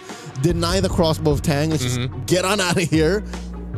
I don't think they have enough burst to stop the 1-1 before it flies up. Yeah. Unless they somehow catch her early, get the needles out, and then are still able to follow through. What is the damage profile? It's literally just a carry. Because the Esmeralda, you kind of have to walk into that. Yeah, I don't know. Let's see. Interesting draft here, but also another unique hero in the sense of Twisted being pulled into this game of 2. We'll see if we go the distance for game 3. Will Virtus Pro be able to take one against Twisted? It's a unique pick per side. Per side, the Rafaela. It's been a while. The 1-1, again, for a year or two in recent history, was #1 ban. Like, you just got to get rid of the 1-1. That's how bad it was. I like this too. You see Lunar. She's got tenacity this time, right? Yep. Little different choice on some of the emblems here instead of what we saw previously, yeah. Play it safe. You know you can't win every single duel. Yeah. Melee here. Trying to double camp. I'm pretty sure that's not how it works still. You could try, but Miss Meow crossing the threshold here. Helping score that early Little Wanderer.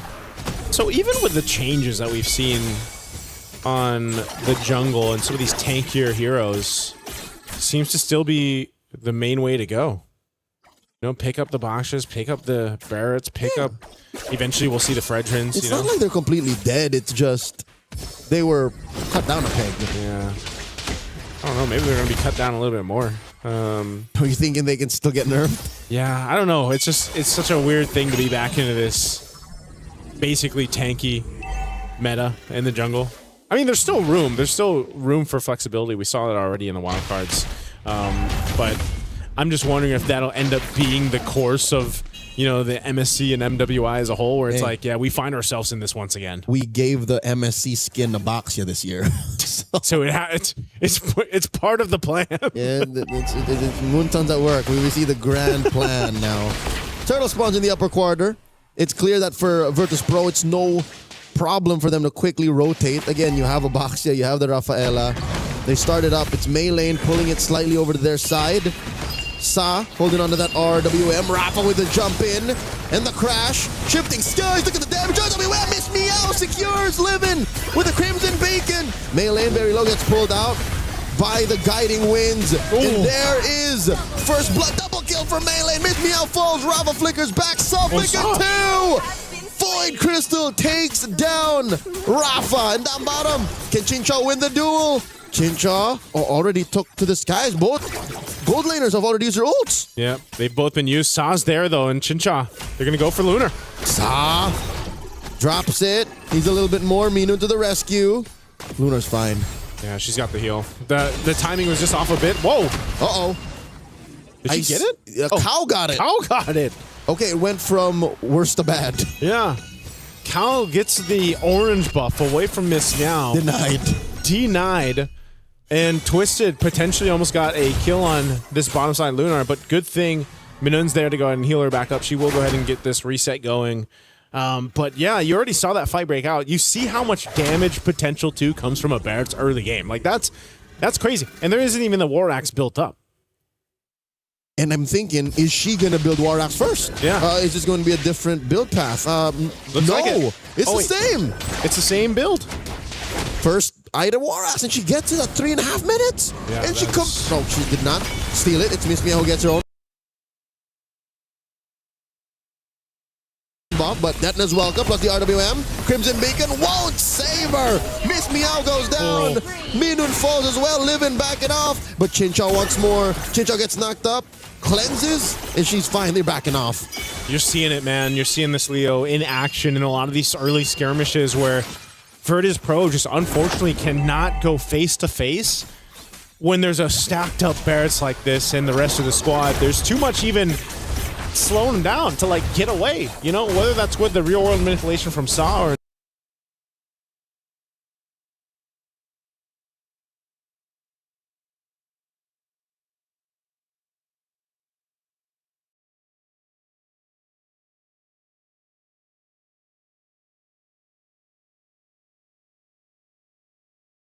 a puissance from Miss Meow. Minun doesn't know what to do. She popped her ult just to push back Twisted Minds.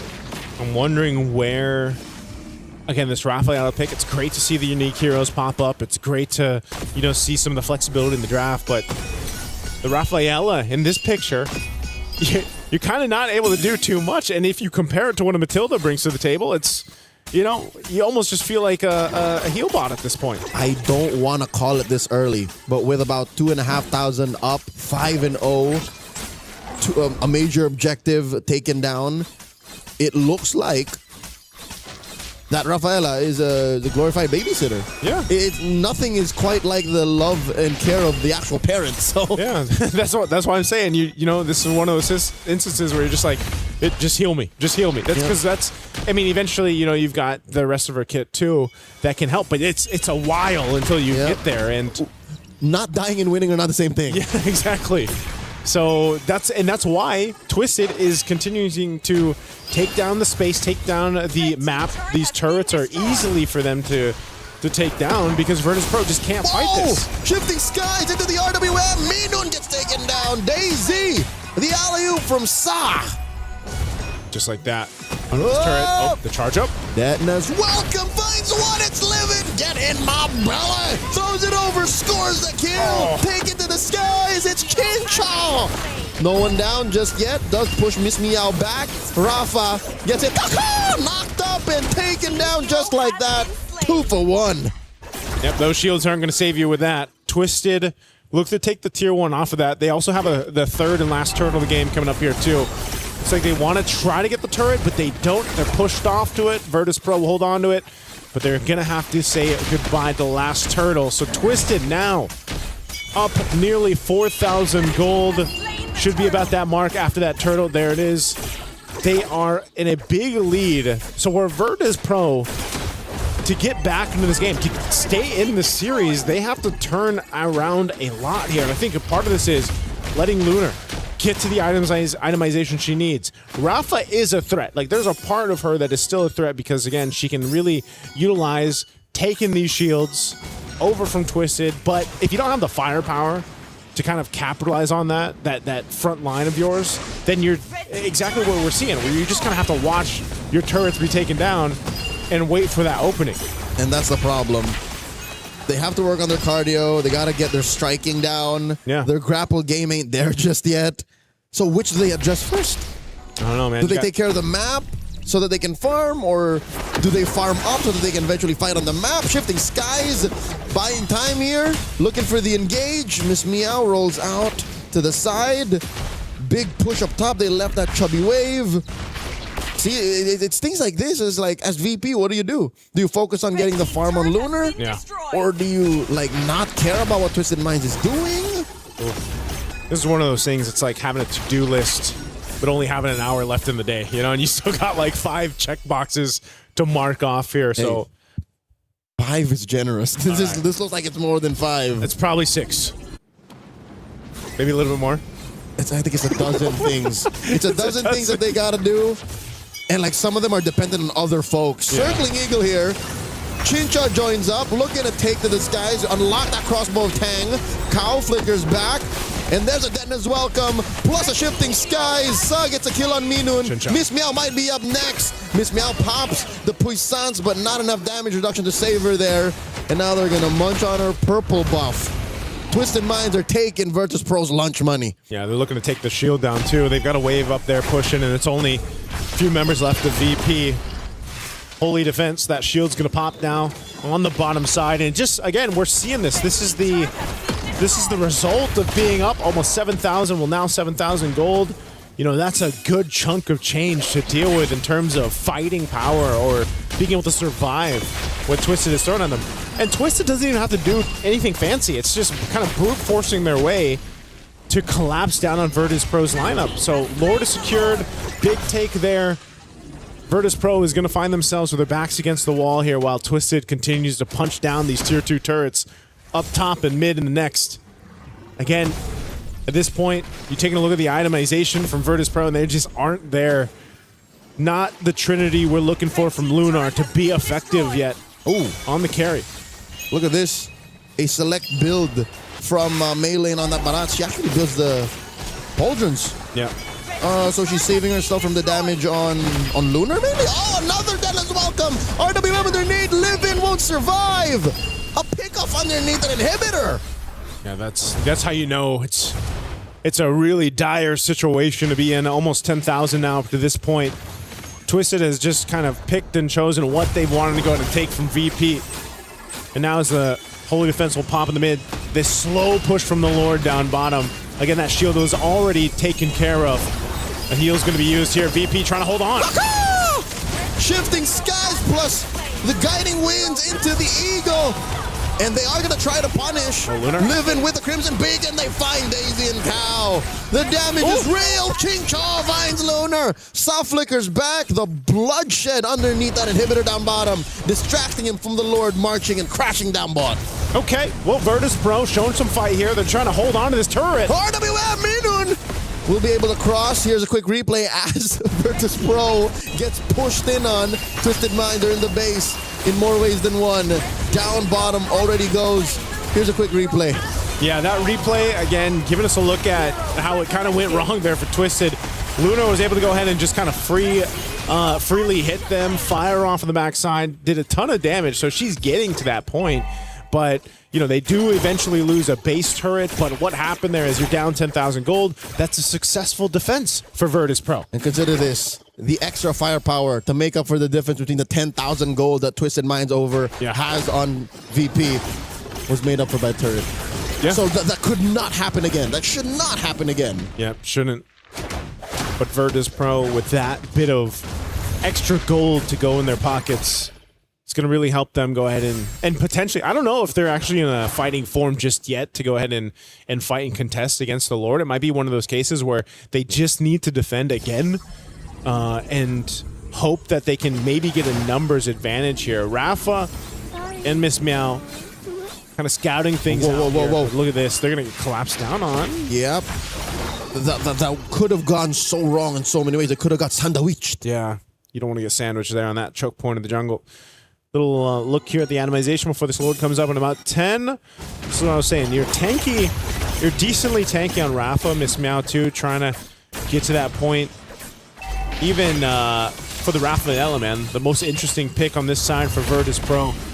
Flask of Oasis and Enchanted Talisman. They're going to force a fight. They find Chinshaw. She's in trouble. Gets taken down by Rafa. The RWM able to help him recover. And they do get on out of there. Lunar finds Daisy.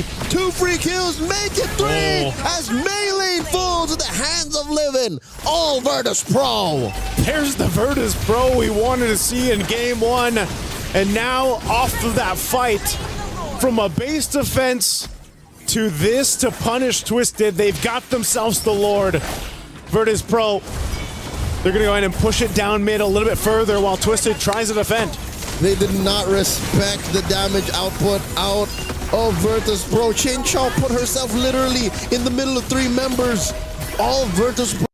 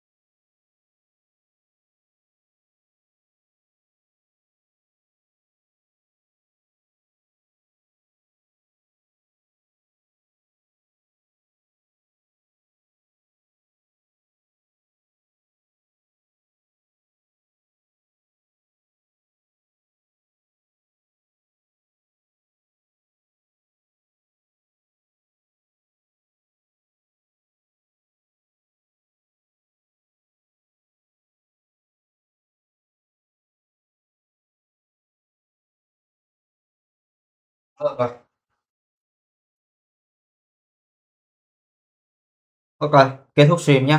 Chào các bạn. Vừa ăn xong.